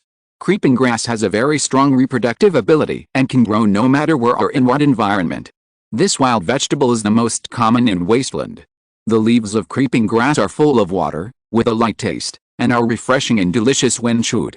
This grass is added when the snake soup is out of the pot, and it tastes best this way. At noon, Su Qingni and Su Qingni did not go home. Su Qingni drank a small bowl of snake soup and ate half a plate of dandelions. Today's dandelions were blanched in boiling water and mixed with a little salt, and the taste was much better than yesterday. Su Qingni went to the town with the snake gall. The town is not very far from the village. Su Qingni walked for an hour and arrived at the town.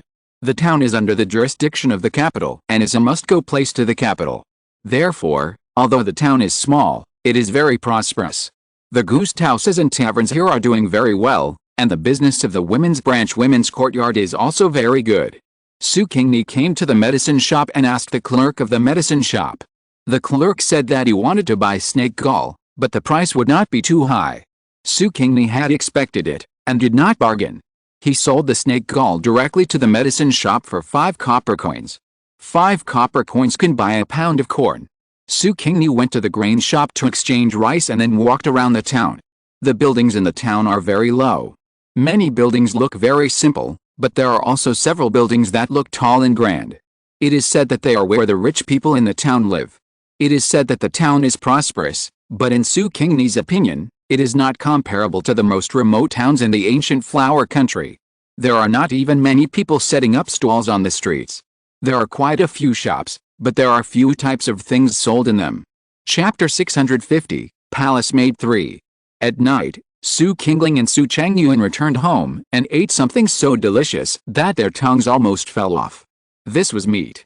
They hadn't eaten meat for a long, long time. And such a big pot was enough for them to eat for the whole night and tomorrow. Su Qingling was surprised and asked Su Qingni, "Where did this meat come from?" Su Qingni blinked, "I caught it." Su Qingling was angry, "You didn't listen to me," and ran to the wasteland again. Su Changyuan hurriedly pleaded for Su Qingni, "Sister, don't blame me. If I didn't go to the wasteland, we wouldn't be able to eat such delicious meat." Hearing this, Su Qingling couldn't get angry anymore. Yes, my sister risked her life to find food for them. How could she blame her sister? Su Qingling lowered her head and started eating. After drinking a bowl of snake soup, Su Qingling licked her lips and asked, "What kind of meat is this? It's so delicious." Su Qingni replied, "Snake meat." Su Qingling wanted to vomit. Su Qingni said with a sense of malice, "Sister, it's a waste to eat something and then spit it out." Su Qingling suppressed her nausea and kept saying to herself, "Filling my stomach is the most important thing. Filling my stomach is the most important thing." Under the premise of being full, all other discomforts were suppressed. Su Changyuan had no reaction to this. When he was a child, he and his friends even caught mice and roasted them. It's just eating snakes, what's so disgusting? Sister is too hypocritical. This snake meat is so delicious. You actually caught a snake? Are you going to die? Su Qingling scolded. "Don't worry, sister, snakes can't hurt me, only I can hurt them." Su Qingni said, "I'm very good at catching snakes." Su Qingling was speechless. Being able to catch snakes and stew them for them to eat, his sister is really good at catching snakes. Su Qingni continued, "Sister, I'm not afraid of snakes. There is no other danger in the wasteland except snakes. I can go to the wasteland to find duck eggs, catch snakes, and find wild vegetables. These are enough to feed the 3 of us. Sister, don't go looking for human traffickers. I don't want you to be sold to that kind of place." "How do you know that I'm looking for human traffickers?" Su Qingling asked in surprise. I overheard your conversation with Aunt Ashen." Su Qingni said, "Sister, a place with red lights is not a good place. If you go there, your life will be ruined." "What? Sister wants to go to a place with red lights?" Su Changyuan widened his eyes. "I don't agree. Sister, you can't go there." Su Qingling's eyes were red, "But our family is so poor. If I don't sell myself for money, how can I support you?" Su Qingni said, "I can support us." Su Qingling said, "The things you found can only ensure that we won't starve, but what about Chang Yuan's tuition for school? Our ancestors were a noble family. Even if we fell into decline, the sons of the family cannot be illiterate farmers." Su Changyuan said weakly, "Sister, I can read. I have been in school for 2 years." Su Qingling glared at him, "Then you should continue.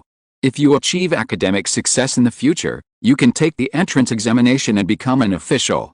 Then our family will be completely turned around." Su Qingni gave Su Qingling a cold shoulder, "But having a sister who is a concubine will affect your brother's appointment as an official, right? Others will look down on your brother." Su Qingling was silent for a long time, and said weakly, I will be a prostitute, not do those things." Su Qingni, prostitute is just a nice word.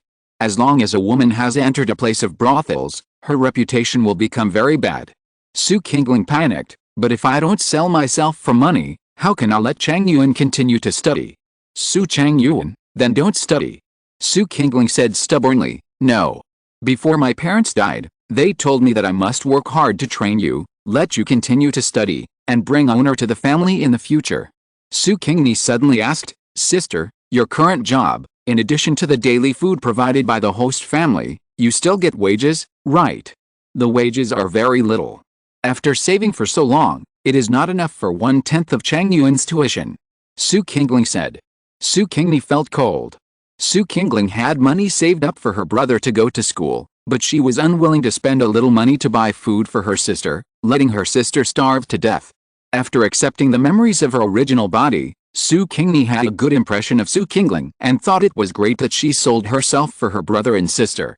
Moreover, Su Qingling was worried that she would be bitten by a snake and forbade her to go to the wasteland. It seemed that she was a good sister who cared about her sister and brother. Now it seems that the sister cannot be compared with a brother. She is not even half as important as the brother. Su Qingni wanted to let go of Su Qingling. If she wanted to sell herself, she could sell herself. She didn't care. Finally, Su Changyuan made a decision not to allow Su Qingling to sell herself. Otherwise, even if the family had money, Su Changyuan would not go to the academy to study. In Korea, men are respected. Even if Su Changyuan is younger than Su Qingling, he is the head of the Su family, and Su Qingling has to listen to him. Su Changyuan spoke up, and Su Qingling had to give up the idea of selling herself. Su Changyuan asked Su Qingling to take out the money in her hand and give it to Su Qingni, and asked Su Qingni to go to the town to buy some food tomorrow. Su Qingni felt that Su Changyuan, as a brother, was more reliable than Su Qingling. Su Qingni took out the food she bought today and said to Su Changyuan, "Today I exchanged a few copper coins for a pound of food with snake gall. Not bad." Su Changyuan praised Su Qingni and reminded her, "But you should be more careful when you encounter snakes in the future. If you can catch them, catch them. If you can't catch them, run away quickly." Su Qingni nodded and took the money from Su Changyuan. The money was not much, enough to buy more than 20 pounds of food. It seems that Su Qingling did not give all the money she saved to Su Changyuan.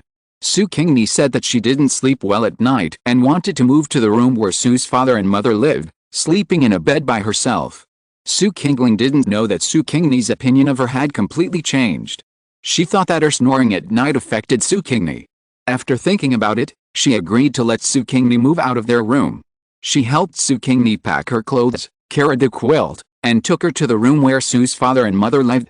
Su Qingni finally had her own room, and she practiced health-preserving exercises all night. After practicing these health-preserving exercises well, one can also gain martial arts value. The next day, Su Qingling and Su Changyuan each drank a bowl of snake meat soup and left home. Su Qingni went to the wasteland to pick up treasures first. Today, she picked up a few bird eggs and had no other gains. The bird eggs were eaten by Su Qingni, and she didn't leave any for Su Qingling and Su Changyuan. After eating the bird eggs, Su Qingni took the money to the town to buy food. End of this chapter. Thank you very much for reaching the end. Don't forget to like. Looking for more exclusive content and immediate access? Subscribe to our Patreon. Remember, every like, subscription, or donation encourages us to continue. Thanks to everyone. See you in the next video.